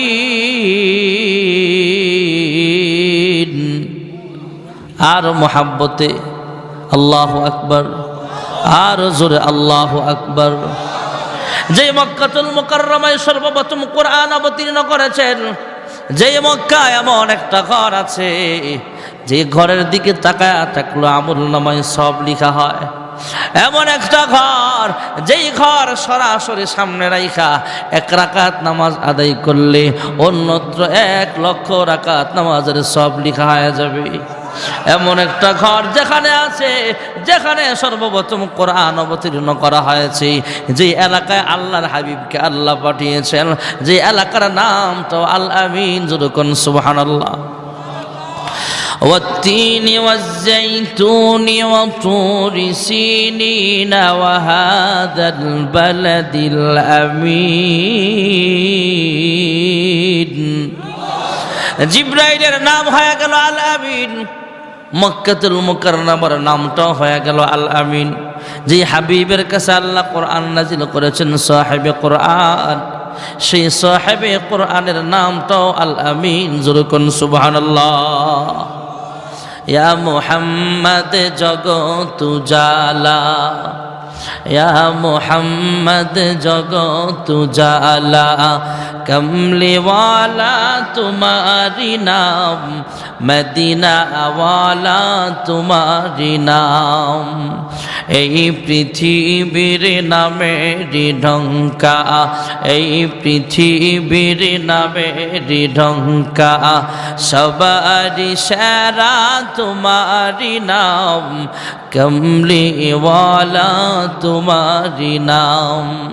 ফকির দরবেশ বাদশাগণের, ফকির দরবেশ বাদশাগণের গলারি মালা তোমারি নাম, কৌসর ওয়ালা তোমারি নাম। লৌহে মাহফুজে আছে যে লেখা, লৌহে মাহফুজে আছে যে লেখা, মিমেরি দ্বারা তোমারি নাম, আলমিন উপাধি তোমারি নাম। লা ইলাহা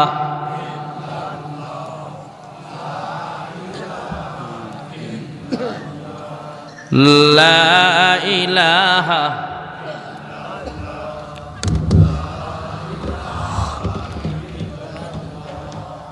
লা ইলাহা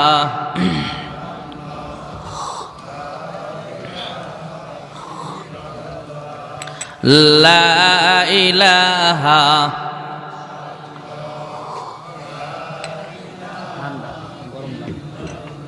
আর গরম আছে। अल्लाह अल्लाह का मुबारक नाम है,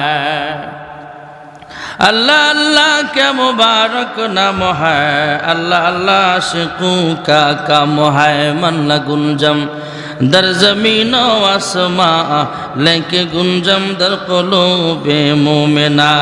ला इलाहा ला इलाहा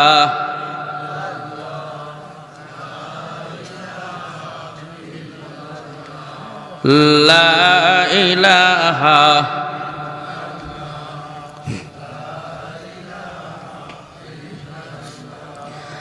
লা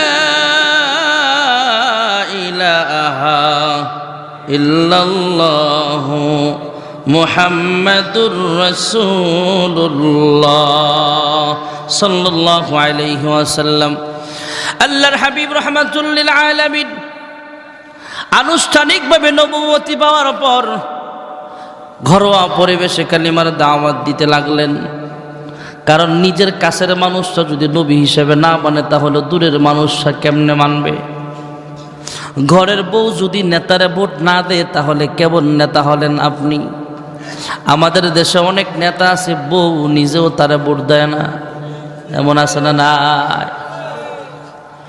আল্লাহর হাবিব আল্লাহর হুকুমে আম্মা জান খাদিজাতুল কুবরা রাদিয়াল্লাহু আনহাকে কালিমার দাওয়াত দিলেন, তিনি মুসলমান হয়ে গেলেন। সুবহানাল্লাহ।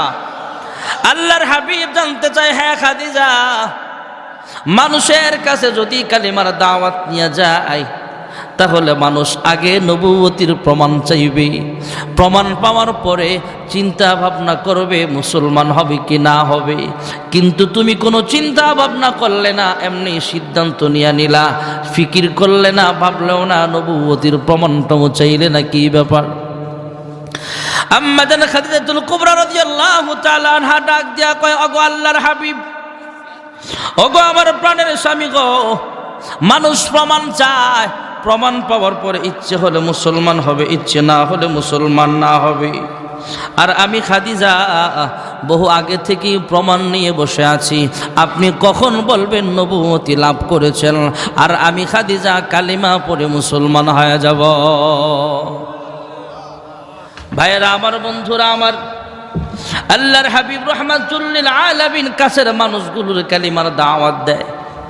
ঘনিষ্ঠ কিছু মানুষ মুসলমান হয়েছে, মাত্র 40 থেকে 50 জন মুসলমান এখনো হয় নাই, এখনো 50 জন মুসলমান হয় নাই। মুসলমান অনেক দুর্বল, অনেকে মুসলমান হয়েছে কিন্তু প্রকাশ করতে পারে না সে যে মুসলমান হয়েছে। কিছু কিছু মুসলমান এমন আছে নব মুসলিম হওয়ার পরে ওনার আব্বা তাকে ঘর থেকে বের করে দিছে, আমার ঘরে তোর জায়গা নাই, যা যা মুহাম্মদের যেহেতু ধর্ম তুই পালন করতেছস তার কাছে যা। ঘর থেকে বের করার সময় সাবধান করে বলে, এখনো সময় আছে, মুহাম্মদের ধর্ম ত্যাগ করো, বাপ দাদার ধর্মে ফিরে আসো। সন্তান বলে, না, আমার বাপ ছাড়তে পারি, মা ছাড়তে পারি, বাড়ি গাড়ি সব ছাড়তে পারি, কিন্তু আল্লাহর হাবিবকে আমি ছাড়তে রাজি না। সুবহানাল্লাহ। যখন ঘর থেকে বের হয়ে যাবে তখন আব্বা ডাক দিয়া কয়, হ্যাঁ সন্তান দাঁড়া, তোর শরীরের পোশাকগুলো তো আমার কেনা, সেগুলো খুইলা দিয়া যা। কেমন নির্মম জুলুম নির্যাতন করা হয়েছিল ভাইয়েরা আমার।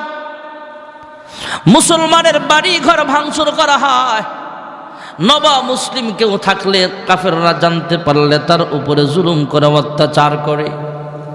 আল্লাহর হাবিব বিচ্ছিন্ন কিছু ঘটনা কানে আসার পরে আল্লাহর হাবিব আল্লাহর কাছে দোয়া করে, ওগো মালিক, ইসলামের যদি ঝান্ডা তুমি বুলন্দ করতে চাও, মুসলমানের শক্তি তুমি বাড়ায়া দাও, ইসলাম যদি জিন্দা করতে চাও তাহলে মুসলমানের শক্তি বাড়ায়া দাও।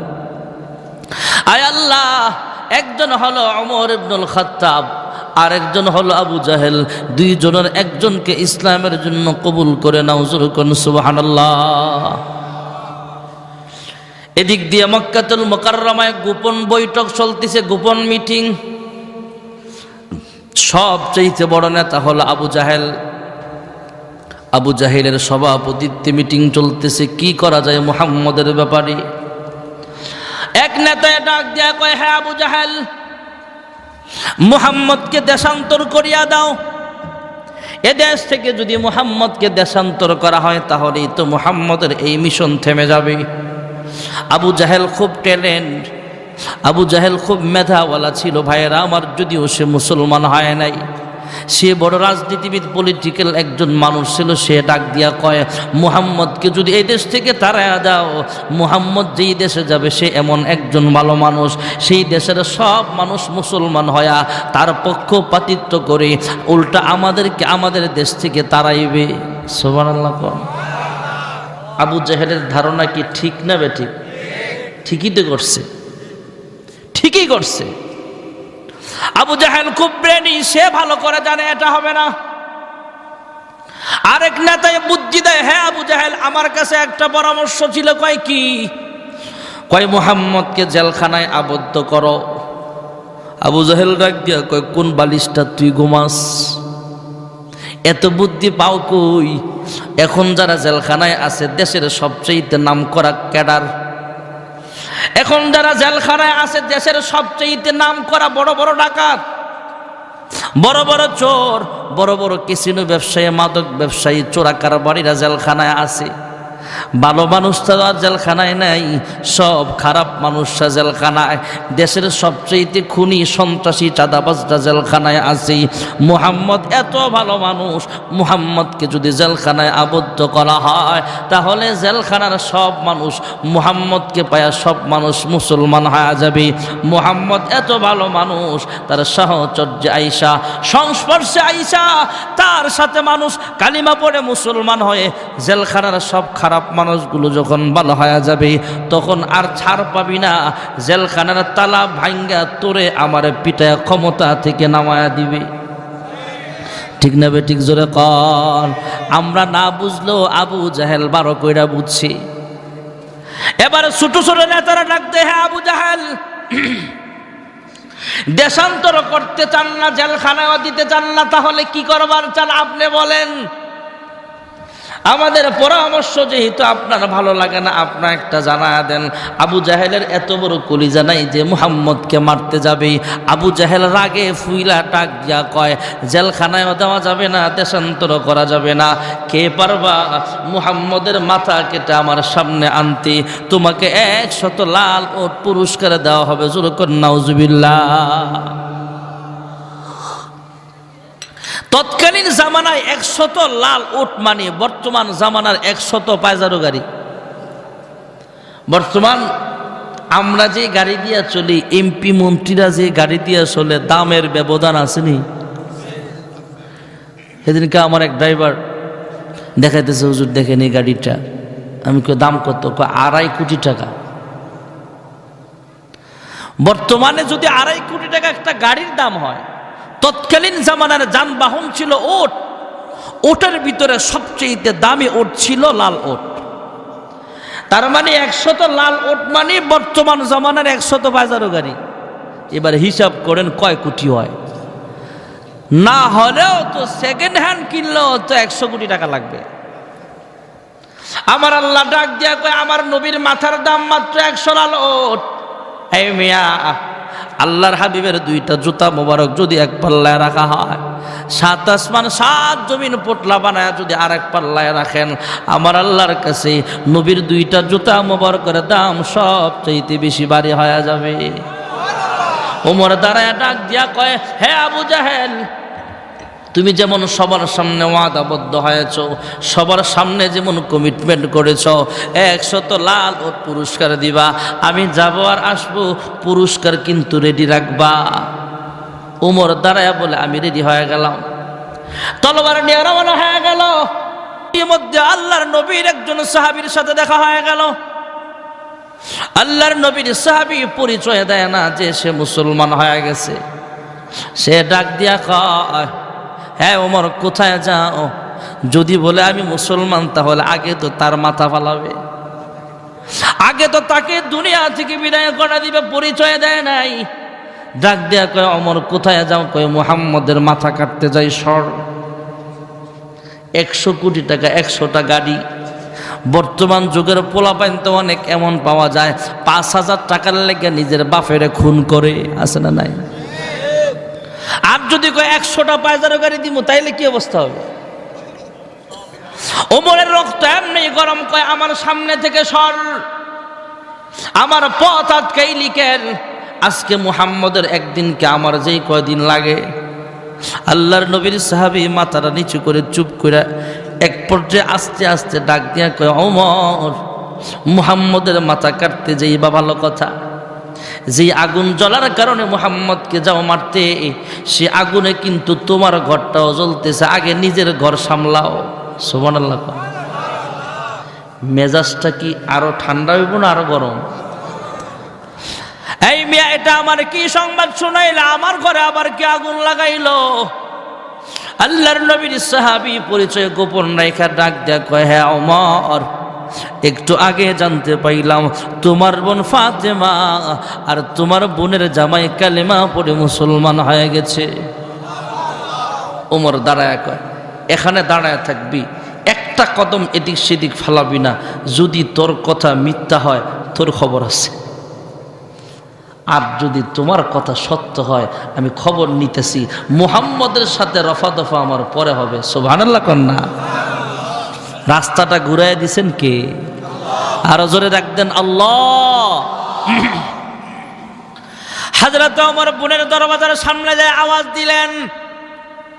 আওয়াজ দেওয়ার আগে আগে মহান আল্লাহ রাব্বুল আলামিন কোরআন তেলাওয়াতের আওয়াজ তার কানের মাধ্যমে অন্তর পর্যন্ত পৌঁছায় দিয়েছেন। ভেতরে কে যেন মধুর সুরে তেলাওয়াত করতেছিলেন, তাহা মা আনজালনা আলাইকাল কুরআনা লিতাশকা। দরওয়াজায় আওয়াজ দিলে ভগ্নিপতি দরওয়াজা খুললেন, কারি সাহেব আড়ালে লুকায় গেলেন। বোন জামাইরে সামনে পায়া কালার ধরে চড়থাপ্পড় মারে, তলোয়ারের উল্টা পিঠ দ্বারা আঘাত করে আর ধমক দেয়। এত বড় সাহস! আমি একজন বড় লিডার হওয়ার পরও আমার অনুমতি ছাড়া কেন মুসলমান হইলা?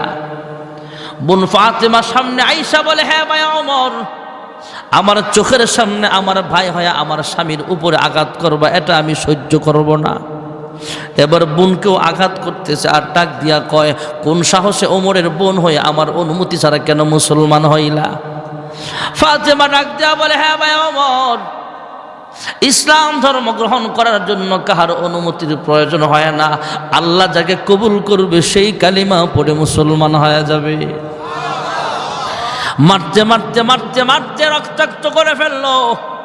ওমর তো এমনি রাগী মানুষ, আবার 100টা গাড়ি, 100 লাল ওটের লোভ ভিতরে আছে। 100 লাল ওটের কারণে, লোভের কারণে তার মেজাজটা আরো গরম। তোরা কোন সাহসে মুসলমান হইলি? মারতেছে মারতেছে, রক্তাক্ত অবস্থায়, রক্তাক্ত চেহারা নিয়া বোন ডাক দিয়া কয়, হ্যাঁ ভাই ওমর, তুমি যেই মায়ের সন্তান আমিও কিন্তু সেই মায়ের সন্তান। সুবহানাল্লাহ। তুমি যেমন জিদ আছে তোমার ভিতরে রাগ আছে, আমার ভিতরেও কিন্তু রাগ কম নাই। হ্যাঁ ভাই ওমর, তুমি যে মায়ের দুধ পান করেছো আমিও কিন্তু সেই মায়ের দুধ পান করেছি। আমার মারে কোনো লাভ নাই, আমারে মারতে মারতে দুনিয়া থেকে সরাইয়া দিতে পারবা? আল্লাহর কসম করে বলি রে ভাই, এক মুহূর্তের জন্য কালেমা ছাড়তে আমি রাজি হব না। আল কোরআনের সৈনিক আমি, নেই কো পরাজয়, এক আল্লাহর গোলাম আমি, এই তো পরিচয় আমার, এই তো পরিচয়। এই পৃথিবীর সবই নকল, এই পৃথিবীর সবই নকল, আসল কিছু নয়, এক আল্লাহর গোলাম আমি, এই তো পরিচয় আমার, এই তো পরিচয়। ঠিক না বে ঠিক? আমাদের দেশে একটা প্রবাদ আছে, ভাই বড় ধন রক্তের বাঁধন। ভাই বড় ধন রক্তের বাঁধন, যদিও পৃথক হয় নারীর কারণ অথবা বিভিন্ন কারণ। ভাই বড় ধন রক্তের বাঁধন, যদিও পৃথক হয় বিভিন্ন কারণ। বোন আর ভাই যেহেতু এক মায়ের সন্তান, রক্ত মাখা চেহারায় বোন যখন কথাগুলো বললেন, ওমরের দিলটা আস্তে আস্তে নরম হয়ে গেছে। কেমন কালেমা পড়লে এত মারলাম, তারপরও কালেমা ছাড়িস না। বোন ডাক দিয়া কয়, ভাই রে, মার আর মার, তুই আমার ভাই হয়ে আমার গায়ে কেমনে আঘাত করলি? আমার রক্তাক্ত করে ফেললি, আমার সামনে আমার স্বামীরে মারলা, মারতেই পারবা এমন কালেমা গ্রহণ করেছি, কালেমা ছাড়ব না। সুবহানাল্লাহ। এক পর্যায়ে ওমর ডাক দিয়া কয়, হে বোন, একটু আগে বাহির থেকে যে আওয়াজ পাইছি সে আওয়াজ কি? সে কিসের আওয়াজ? কয় কোরআনের আওয়াজ। কয় আমারে একটু সুযোগ দাও, আমি একটু তিলাওয়াত করতে চাই, বড় মজা লাগছিল। সুবহানাল্লাহ। হ্যাঁ ভাই ওমর, এই মুহূর্তে তোমার হাতে কোরআন দেওয়া যাবে না, তোমাকে কোরআন তেলাওয়াতের সুযোগ দেওয়া যাবে না। চলো রাহমাতুল লিল আলামিনের দরবারে নিয়ে যাওয়া হবে। যেই কারি সাহেব আড়ালে লুকিয়েছিলেন তিনিও বের হয়ে আসলেন। বোনের জামাই ওমর আর সেই কারি সাহেব 4 জন রওনা হয়ে গেলেন। প্রতিমধ্যে আরো কয়েকজন সাহাবী কানে কানে কয়, হ্যাঁ ওমর, গত রাতে আল্লাহর হাবিব তোমার জন্য দোয়া করেছেন আর আবু জাহেলের জন্য দোয়া করেছেন। আয় আল্লাহ, ওমর অথবা আবু জাহেল দুইজনের একজনকে কবুল করে নাও। আমাদের মন সাক্ষী দেয় তোমাকে, তোমার ব্যাপারে আল্লাহ পয়গম্বরের দোয়া কবুল করেছেন। জোরে কোন সুবহানাল্লাহ। ভাইরা আমার, বন্ধুরা আমার, হযরত ওমর ইবনুল খাত্তাব আল্লাহর হাবিবের কাছে যায়। পয়গম্বর সাফা পাহাড়ের পাশে বসা। একজন সাহাবী ডাক দেয়, কই ওগো পয়গম্বর, আপনি মন খারাপ করেন না, আপনি ভয় পাবেন না। ওমরকে দেখাই কিন্তু ভয় পাবেন না। আমি মুসলমান আর ওমর হলো অমুসলমান। ওমরের মতো হাজারটা আমার সামনে আসলে কি হবে, ভয় পাবার কিছু নাই। ওগো পয়গম্বর, আপনি নির্ভয়ে থাকেন, কোনো পেরেশান হবেন না।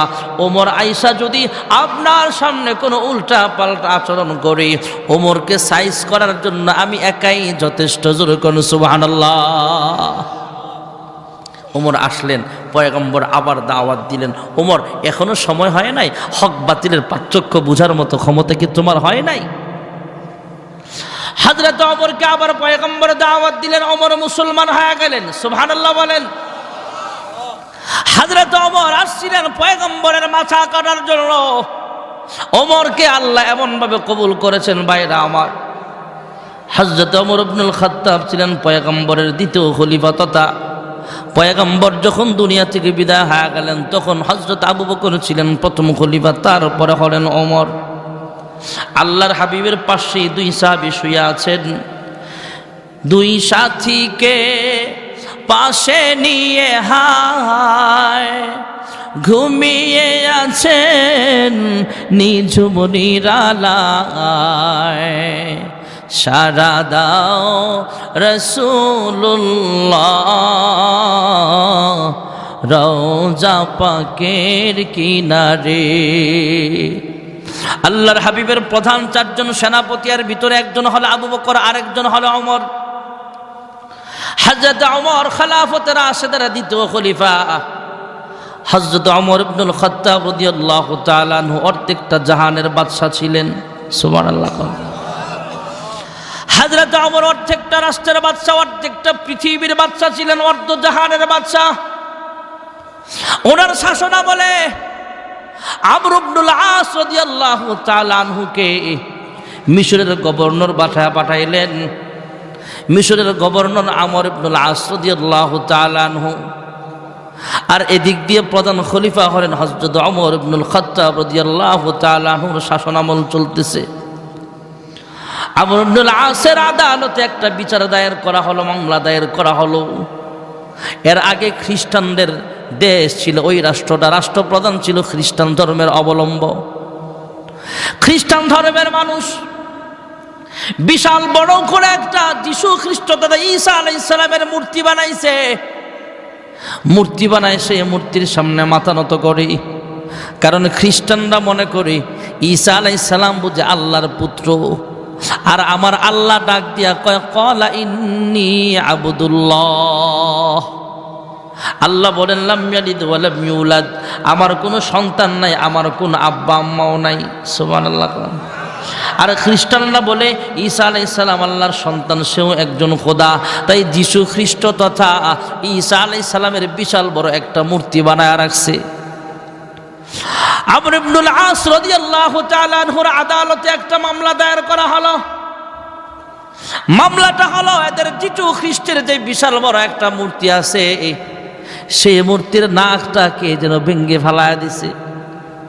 মামলা হলো মুসলমানের রাষ্ট্র হওয়ার পরও খ্রিস্টানদের এই যিশু খ্রিস্টের ছবি তথা মূর্তির নাকটাকে ভাঙলো। মুসলমানরা যদি চাইতো এই মামলা না নেওয়ার, তাহলে না নিতে পারত।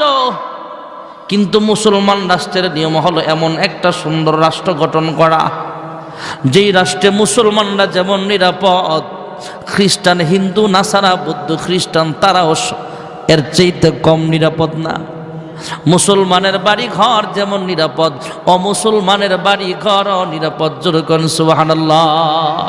এ বাণী সকলের নয় শুধু মুমিনের, যারাই চলবে মেনে ফল পাবে কোরআনের। এই দুনিয়া আর সেই দুনিয়া, এই দুনিয়া আর সেই দুনিয়া, শান্তি পাবে তুমি দোজাহানে সমাধান। ঠিক না ঠিক? অনেকে মনে করে মুসলমান রাষ্ট্র হলে, কোরআনের রাষ্ট্র কায়েম হলে মনে হয় অমুসলিমদেরকে মেরে ফেলবে। না, মুসলমানের বাড়িঘর যেমন নিরাপদ, অমুসলমানের বাড়িঘর নিরাপদ। মুসলমানের জান রক্ষার দায়িত্ব যেমন ইসলামী রাষ্ট্র কায়েম হলে মুসলমান সরকারের যেমন দায়িত্ব, আমাদের মতো না। আমরা তো ঘোষণা দেই, কাহারও বিল্ডিং পাহারা দেওয়ার দায়িত্ব আমার না। আর ইসলামী রাষ্ট্র কায়েম হলে, ইসলামী শাসন কায়েম হলে ইসলামী সরকার বলবে মুসলমানের ঘর যেমন নিরাপদ, জানমাল যেমন নিরাপদ, হিন্দু বৌদ্ধ খ্রিস্টান তাদের জানমালের নিরাপত্তার দায়িত্ব মুসলমান সরকারের। ঠিক না ঠিক বলে? হযরত আমর ইবনুল আস রাদিয়াল্লাহু তাআলা আনহু মিশরের গভর্নর, তিনি মামলা নিলেন। ডাক দিয়া বলে, হ্যাঁ খ্রিস্টান ভাইয়েরা শোনো, হে খ্রিস্টানেরা শোনো, তোমরা যেহেতু যীশু খ্রিস্টের মূর্তি বিশাল বড় আকারে বানাইছো, এবার তার নাক ভাঙ্গা হয়েছে, তোমরা আন্দোলন করিও না, তোমাদের চিন্তার কোনো কারণ নাই। এই খবর মদিনায় পৌঁছিয়া গেল। মদিনার বাদশা, দাদা অর্ধেকটা পৃথিবীর বাদশা হলো খলিফাতুল মুসলিমিন ওমর রাদিয়াল্লাহু আনহু। তিনি উল্টা চিঠি লিখলেন, হে আমর ইবনে আস, যে এই মূর্তির নাক ভেঙ্গেছে তার বিচার করা হোক। প্রমাণ সহকারে যে লোকটাই নাক ভেঙ্গেছে তথা মূর্তির ক্ষয়ক্ষতি করেছে তার বিচারের আওতায় আনা হোক। হযরত আমর ইবনুল আস রাদিয়াল্লাহু তাআলা আনহু পুলিশ, আর্মি, র্যাব যত বাহিনী আছে সব বাহিনী লাগায়া দিলেন, তারপরও পাওয়া যায় নাই। কে যীশু খ্রিস্টের মূর্তির নাক ভেঙ্গেছে এর হদিস কোনো পাওয়া যায় নাই। এদিক দিয়ে খ্রিস্টান পাদ্রীরা সহ খ্রিস্টানের অধ্যুষিত এলাকা যেগুলো আছে সেখানে জায়গায় জায়গায় মানুষ আন্দোলন করে, সবাই মিছিল মিটিং করতেছে আর মুসলমানদের বিরুদ্ধে ষড়যন্ত্র করতেছে। এদিক দিয়ে আমর ইবনুল আসের কাছে আইসা বলে, হ্যাঁ মিশরের বর্তমান বাদশা শোনেন, আমরা যীশু খ্রিস্টের পূজা করি, আমরা তাকে মানি খোদা হিসেবে, আপনারা না মানতে পারেন, কিন্তু আমাদের যীশু খ্রিস্টের মূর্তির নাক যে ভাঙছে তাকে দৃষ্টান্তমূলক শাস্তি দেওয়া হোক, তাড়াতাড়ি করে বিচারের আওতায় আনা হোক। আমাদের সন্দেহ হয় মুসলমানরা শত্রুতামি করে মনে হয় আমাদের মূর্তির নাকটা ভেঙে দিয়েছে। হযরত আমর ইবনুল আস রাদিয়াল্লাহু আনহু ডাক দিয়া বলে, মুসলমান ইচ্ছে করে কোনো মূর্তির নাক ভাঙতে পারে না, মুসলমান ইচ্ছে করে কোনো কারণ ছাড়া কোনো অমুসলমানের বাড়ি ভর ভাঙচুর করতে পারে না। তাহলে কে করলো? কয় আমি তল্লাশি করতেছি, চিরুনি অপারেশন লাগায় দিল, গোয়েন্দা লাগায় দিল, তারপরেও খুঁজে পাওয়া যায় না।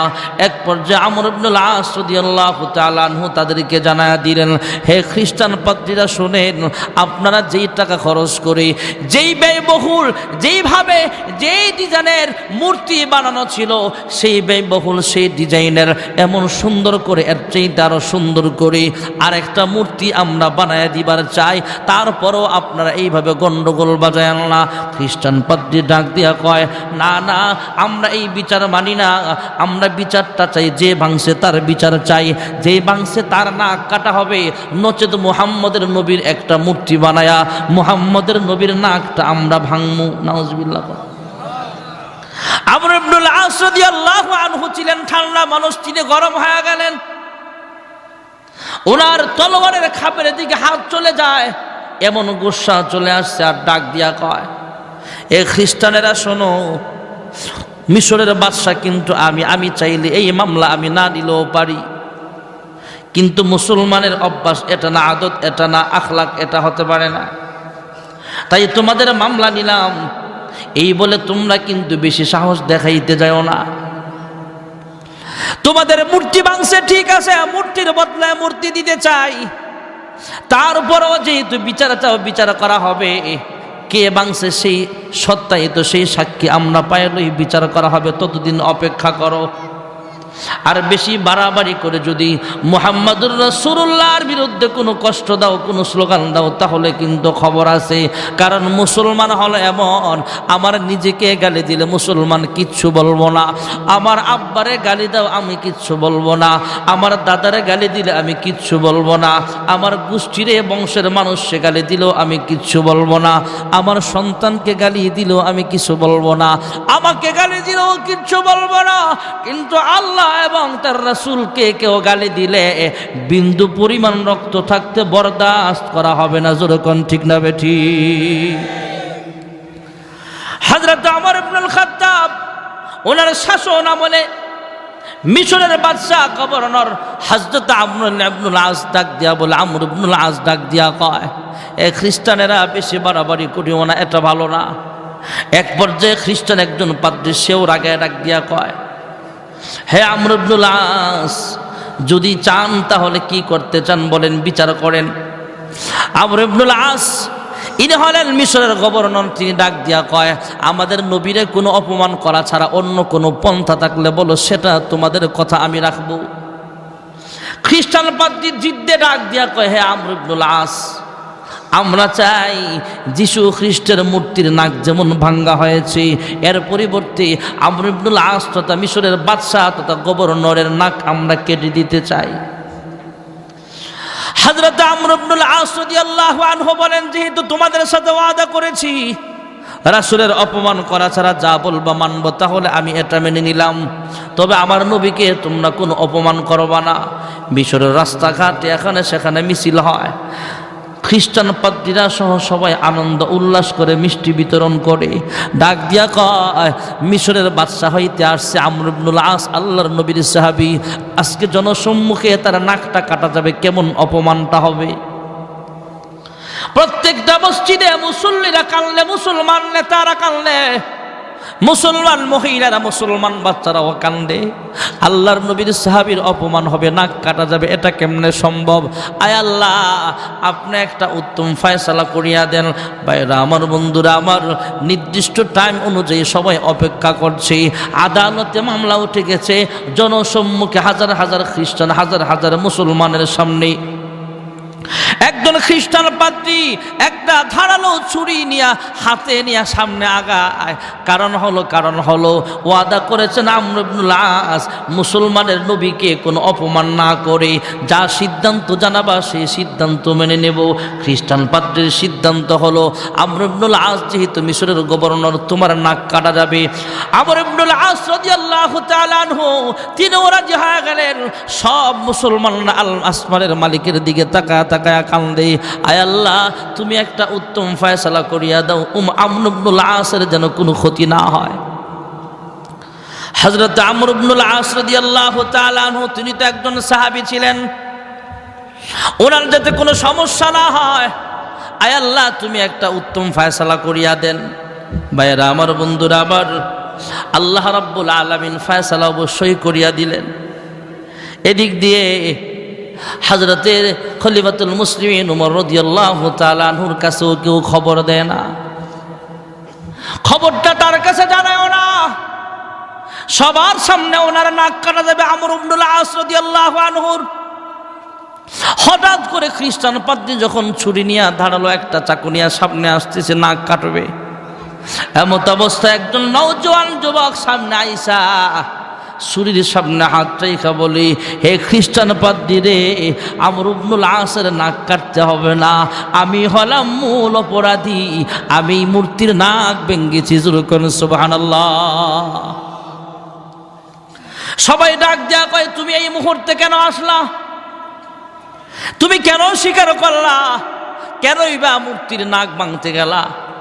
ওই লোকটা মুসলমান হওয়ার পরও ডাক দিয়া কয়, হে আমর ইবনুল আস, আপনার নাক কাটা যাবে, এটা আমি সইতে পারবো না। আর আমি যে মূর্তির নাক ভাঙছি এটা কিন্তু আমি ইচ্ছে করে ভাঙ্গি নাই, আমি হলাম একজন পাখি শিকারী। পাখি শিকার করতে গেলে আমার বিশাল মূর্তির নাকের মধ্যে যা পাখি বসছে, আমি নাক ভাঙ্গা ইচ্ছে ছিল না, পাখি শিকার করার জন্য তীর মারছিলাম, পাখি দৌড় মারছে, নাক ভেঙে জমিনে পড়ে গেছে। সুবহানাল্লাহ। কেমন ভগবানের ভগবান, তীর মারছে তো নাক ভাঙ্গা গেছে। আর আমার আল্লাহর নাক ভাঙ্গার মতো ক্ষমতা কারো আছে নাকি? ভাইরা আমার, বন্ধুরা আমার, আমর ইবনুল আস ডাক দিয়া বলে, তুমি ভাঙ্গো নাই ঠিক আছে, কিন্তু সেই অপরাধে তো আমরা ভাইসা গেলাম। ওই যুবক ডাক দিয়া বলে, হ্যাঁ খ্রিস্টান পাদ্রী রে, মারার শাস্তি দেওয়ার থাকলে আমার নাক কাটো। আমি ইচ্ছে করে তোমার মূর্তির নাক ভাঙ্গি নাই, পাখি শিকার করতে যায় সেখানে তীর লেগে নাক ভেঙে গেছে। আমি ভেবেছিলাম বিষয়টা বুঝি এমনি এমনি মীমাংসা হয়ে যাবে, কেউ খেয়াল করবে না, মূল অপরাধী ধরা না পড়লে এমনি এমনি শেষ হয়ে যাবে। কিন্তু এই বিষয়টা যে এত বড় আকার ধারণ করবে, আমর ইবনুল আসের নাক কাটার সিদ্ধান্ত হবে, সেটা আমি বুঝতে পারি নাই। আল্লাহ যেন আমাকে মাফ করে দেয়। আর তোমরা যদি নাক কাটার থাকে তাহলে আমার নাক কাটো। খ্রিস্টান পাদ্রী ডাক দিয়া বলে, এমন যদি হয় মুসলমানের শাসক, এমন যদি হয় মুসলমান গভর্নর, তাহলে খ্রিস্টান পাদ্রী ডাক দিয়া কয়, মুসলমানের ইসলাম ধর্ম আসলেই সত্য ধর্ম। সেই উপস্থিত পাদ্রী সহ হাজার হাজার খ্রিস্টান কালিমা পড়ে মুসলমান হয়ে গেছে।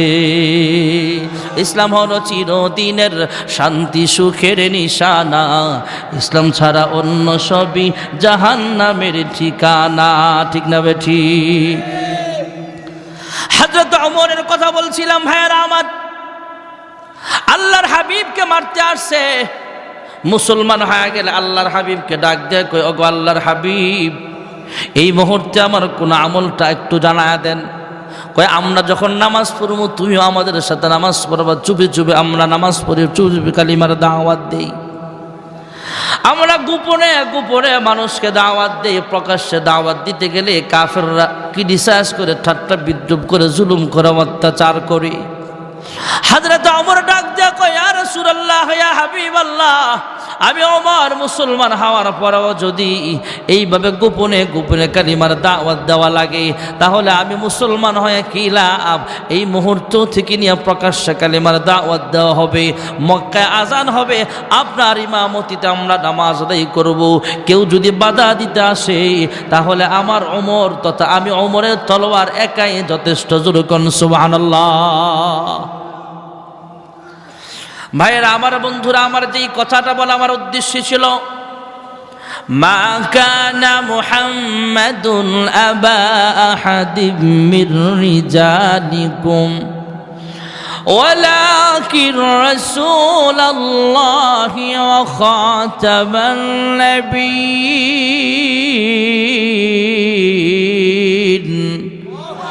আল্লাহর হাবিবকে আল্লাহ রাব্বুল আলামিন কোন পুরুষ সন্তানের বাবা বানান নাই। যদি পুরুষ সন্তানের বাবা হতেন, ইব্রাহিম পয়গম্বর, নিজেও পয়গম্বর, ওনার সন্তান যখন বড় হয়েছে ইসমাইল, তিনিও পয়গম্বর, পয়গম্বর নিজে পয়গম্বর, আবার যখন পয়গম্বরের আব্বা হয়েছে নিজেও পয়গম্বর, সন্তানের পয়গম্বর, নিজেও চেয়ারম্যান, সন্তানও চেয়ারম্যান। বাবার দাম কমবে না বাড়বে? যেরকম বাবার দাম কিন্তু আরো বাড়বে। বাবাও চেয়ারম্যান, সন্তানও, বাবার দাম আরো বেড়ে গেল। আল্লাহর হাবিবের সন্তান যদি বড় হয়, এই সন্তানকে যদি নবুয়তি প্রদান করা হয় ইব্রাহিম পয়গম্বরের মতো বানাইতে যায়, তাহলে আমার নবী, আপনার নবী কিন্তু শেষ নবী হতে পারে না। আর যদি সন্তান বড় হওয়ার পরে নবুয়তি না পায়, অন্য নবী তার নিজেও নবী, সন্তানও নবী, আর আমার নবী সন্তান কিন্তু নবী হতে পারবে না, তাহলে ওনার সম্মানটা অন্য নবীর চাইতে সম্মান আরো কমে যায়। সম্মান কমাইবার জন্য নয়, বরং বাড়াইবার জন্য আল্লাহ কোনো পুরুষের বাবা বানান নাই, বরং আল্লাহ তাকে শেষ পয়গম্বর বানাইছে। জোরে কোন সুবহানাল্লাহ। আর আমরা শেষ নবীর উম্মত। আল্লাহ আমাদের সবাইকে রাসূল আকরাম সাল্লাল্লাহু আলাইহি ওয়াসাল্লামের সুন্নাত তরিকায় জীবন গঠন করার তৌফিক দান করুন, সকলে বলে আমিন। দোয়া হয়ে যাবে। ভাইরা আমার, এই মাদ্রাসা দাখিল মাদারির রহিম, কুল হুয়াল্লাহু আহাদ আল্লাহুস সামাদ লাম ইয়ালিদ ওয়া লাম ইউলাদ ওয়া লাম ইয়াকুল লাহু কুফুয়ান আহাদ। ভাই কোরআন তেলাওয়াত শুনতে চাইছেন, আমি সূরা ইখলাস পড়ছি, আবার পড়তেছি, আবার 10 পারার সব আমল নেওয়া যায়। বিসমিল্লাহির রহমানির রহিম। কুল হুয়াল্লাহু আহাদ আল্লাহুস সামাদ লাম ইয়ালিদ ওয়া লাম ইউলাদ ولم يكن له كفوا أحد بسم الله الرحمن الرحيم قل هو الله أحد الله الصمد لم يلد ولم يولد ولم يكن له كفوا أحد শ্রোতারা যে ওখান থেকে বলছেন আমি শুনছি তবে আপনারা বলার কারণে 3 বার ইখলাস পড়লাম নয়তো মনে আজকে ইখলাস পড়া হইতো না দোয়ার আগে এই সওয়াবটা আপনি পাবেন যারা আবেদন করছেন তবে আমি বুঝতে পারছি আপনারা কেরাতের সুরে শুনতে চাইছেন যে আমি জানি কিন্তু আমি আপনাদের তিলাওয়াত 3 বার কুল হুয়াল্লাহ শুনাইলাম আপনারাও পড়লেন আমিও পড়লাম ফায়দা হলো কি প্রত্যেকের আমলনামায় 1 খতম কোরআন তেলাওয়াতের সব লেখা হয়ে গেছে আর 1.5 ঘন্টা 2 ঘন্টা 1.5 ঘন্টা 2 ঘন্টা বয়ান করার পরে গজল আলাদাভাবে গাওয়া তেলাওয়াত আলাদাভাবে কেরাতের সুরে করা এনার্জি থাকে না আমরাও তো মানুষ জানেন গতকালে জুমা পড়াইলাম এরপরে 3 জায়গায় মাহফিল করছি 3টা থেকে 4টা এক জায়গায় এশারের পর এক জায়গায় 1.5 ঘন্টা 6 ঘন্টা 1.5 ঘন্টা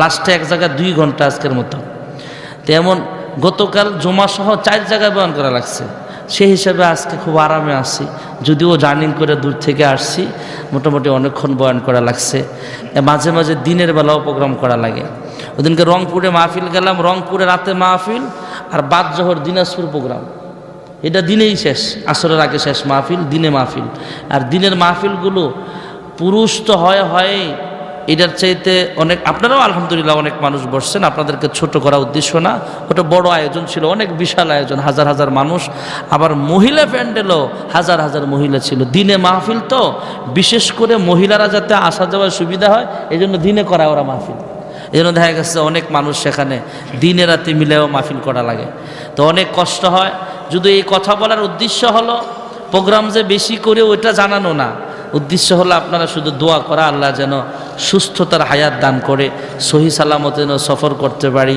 দিনের কথা বলতে পারি সকলে বলে আমিন হুজুর আপনারা একটু দোয়া করেন আলহামদুলিল্লাহ রাব্বিল আলামিন والصلاة والسلام على أشرف الأنبياء والمرسلين وعلى آله وأصحابه أجمعين ربنا ظلمنا أنفسنا وإن لم تغفر لنا وترحمنا لنكونن من الخاسرين يا رب العالمين يا أكرم الأكرمين মালিক গভীর রজনীতে আমি গুনাহগার তোমার কতগুলো আশিকিন শাকিরিন বান্দা বান্দি নিয়ে তোমার শাহী দরবারে হাত উঠাইলাম মালিক মাহফিলের শুরু থেকে এই পর্যন্ত যা কিছু আলোচনা করা হয়েছে ভুল ভ্রান্তি মার্জনা করিয়া এর হাদিয়া লক্ষ কোটি গুণ বাড়াইয়া বেতার ভীতি উম্মতের কান্ডারি নবী মুহাম্মদুর রাসূলুল্লাহ সাল্লাল্লাহু আলাইহি ওয়াসাল্লামের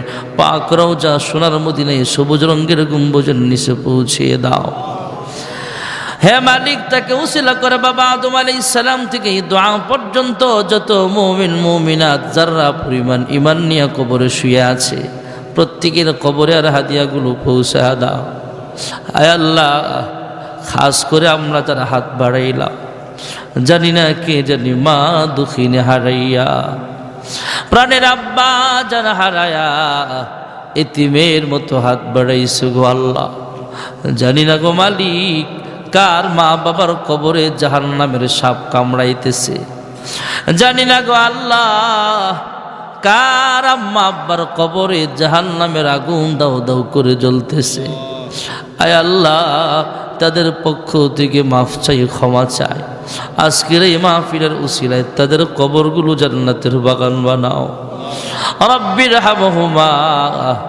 কামা রব্বায়ানি সগীরা আয় আল্লাহ আমার মতো গুনাহগার আসমানের নিচে জমিনের উপরে আর একজনও নাই আবার গুনাহের খবর যদি আম্মা আব্বা জানে কোনোদিন সন্তান বলে ডাক দিবে না আবার গুনাহের খবর যদি বিবি জানতো কোনোদিন আমার সাথে এক খাটে ঘুমাইতো না আমার গুনাহের খবর যদি এই ডুমুরিয়া এলাকার মানুষ জানতো তাহলে আমার বয়ান শোনার জন্য বসে থাকতো না আয় আল্লাহ যেমনভাবে গুনাহগুলো গোপন রেখেছ গো মালিক গোপনে গোপনে আমাদের সকলের জিন্দিগির সব গুনাহগুলো মাফ করে দাও আদর করিয়া মানুষ আল্লাহ বানায়া কেমনে দিবা জাহান্নামে ফেলিয়া গুনার বোঝা মাথায় লয়া আমরা দেশ বিদেশে ঘুরি, কোন দিন জানি আজরাইলের হাতে ধরা পড়ি। কবরেরই আযাব যদি মানুষ দেখিত, ঘরবাড়ি ছাড়িয়ারে পাগল হইত। তুমি ছাড়া কারি কাছে আমরা করি বড় দান, তুমি বিনে কে বুঝিবে মনেরই বেদন। তুমি যদি মাফ না করো আল্লাহ বান্দারে, বলো তোমার বান্দা যাবে কার কাছে। এ মালিক, দুনিয়ার ভিক্ষুক এক দরজা থেকে বিদায় করলে অন্য দরজায় যায়, আমরা তো একমাত্র তোমার দরজার ভিখারি গো মাওলা। ফিরাইয়া দিও না, যাওয়ার মতো আর কোনো জায়গা আমাদের নাই। আল্লাহ, তুমি ছাড়া আমাদের মাফ করানোওয়ালা আর কেউ নাই। আমাদের সকলকে তুমি মাফ করিয়া দাও, আমাদের সকলকে সুন্নতি দাড়িওয়ালা বানায়া দাও, আমাদের সকলকে 5 ওয়াক্ত নামাজি বানাও। আয় আল্লাহ, মা বোনদেরকে পর্দানিশীন বানাও। আয় আল্লাহ, মা বোনদেরকে স্বামীর খেদমত করিয়া স্বামীর আমানত বজায় রেখা তোমার হুকুম হাকাম মেনে চলার তৌফিক দান করিয়া দাও। আমাদের প্রত্যেকটি ছেলে মেয়ে কোরআনী শিক্ষায় শিক্ষিত হয়ে পিতামাতা ও সমাজের খেদমত করার তৌফিক দান করিয়া দাও। আয় আল্লাহ, এই মাদ্রাসার সকল হাজাত তুমি গাইবী খাজানা থেকে পূরণ করে দাও। যারা টাকা দিয়া পয়সা দিয়া সুপরামর্শ দিয়া এই মাহফিল সাজাইছে, জান্নাতের বাগান সাজাইছে, মাহফিলের খেদমত করতেছে, মাদ্রাসার খেদমত করতেছে, প্রত্যেকের মনের নেক আশাগুলো পূরণ করিয়া দাও। আয় আল্লাহ, আমাদের আম্মা আব্বা যাদের বেঁচে আছে লম্বা নেক হায়াত দান করেন, পিতা মাতার খেদমত করার তৌফিক দান করিয়া দেন। আয় আল্লাহ, অনেক ছেলে মেয়ে বিবাহের উপযুক্ত, আয় আল্লাহ তুমি তাদের জন্য আল্লাহ নেককার পাত্র পাত্রীর ব্যবস্থা করে দাও। অনেক ছেলে মেয়ে বিবাহ হয়েছে কিন্তু সন্তান হয় না, সন্তান দেওয়ার মালিক তো তুমি আল্লাহ। তুমি নেক সন্তানের বাবা মা হিসেবে কবুল করিয়া নাও। আয় আল্লাহ, অনেকেই দোয়া চাইছে, প্রত্যেকের মনের নেক আশাগুলো পূরণ করিয়া দাও। জানি না আজকের মাহফিল কার জন্য জীবনের শেষ মাহফিল হয়ে যায়। আয় আল্লাহ, একদিন আমিও তো দুনিয়া থেকে বিদায় হয়ে যাব। মানুষ দৌড়ায়া মসজিদে যাবে মাইকে আলান করার জন্য, কয়েকজন বাঁশঝাড়ে বাঁশ কাটতে ব্যস্ত হয়ে যাবে, আর কয়েকজন বড়ই পাতার গরম পানি করতে ব্যস্ত হয়ে যাবে, কয়েকজন কবরস্থানে কবর খনন করার জন্য চলে যাবে, আর কয়েকজন বাজারে যাবে আমার জন্য সুন্দর সাদা মার্কিন কাপড় কেনার জন্য। জীবনের শেষ বিদায়ের গোসল দিয়া কাফনের কাপড়ের প্যাকেট বানায় আমাকে চিরদিনের জন্য কবরে শোয়া দিবে। হায় আল্লাহ, কাপড়ের প্যাকেট হওয়ার আগে ইহরামের 2টা কাপড়ে নিজেকে জড়ায়া লব্বাইক লব্বাইক বলে বলে তোমার ঘরখানায় কাবার সামনে হাজিরা দেওয়ার তৌফিক দিয়া দাও। হায় আল্লাহ, মক্কার মানুষ কত ভাগ্যবান, মল চাইলেই মক্কাতুল মুকাররমার সামনে চলে যায়। মদিনার মানুষ কত ভাগ্যবান, মন চাইলেই মদিনাতুল মুনাওয়ারায় চলিয়া যায়। আমরা কপাল পোড়া 6000 কিলোমিটার দূরের মানুষ, কিন্তু মন কান্দে বারবার মক্কা মদিনায় যাইতে। আয় আল্লাহ, আমরা গরিব, আমরা অসহায়, আমাদের তৌফিক নাই। আয় আল্লাহ, বারবার মক্কা মদিনার মুসাফির হিসেবে তুমি কবুল করো। আমাদের সকলকে হজ্জে মাবরুর নসিব ফরমাও। আয় আল্লাহ, অনেকে অসুস্থ, শিফায়ে কামিলা আজেলা দান করো। যারা অভাবে আছে অভাব অনটনগুলো দূর করে দাও। যারা ঋণগ্রস্ত আছে ঋণ পরিশোধ করার তৌফিক দাও। সর্বপ্রকার বালা মুসিবত থেকে হেফাজত ফরমাও। আল্লাহুম্মা ইহফাজনা মিন কুল্লি বালাইদ দুনিয়া ওয়া আযাবিল আখিরাহ وتوفنا مسلما وألحقنا بالصالحين. سبحان ربك رب العزة عما يصفون وسلام على المرسلين والحمد لله رب العالمين وارحمنا معهم برحمتك يا أرحم الراحمين. السلام عليكم ورحمة الله.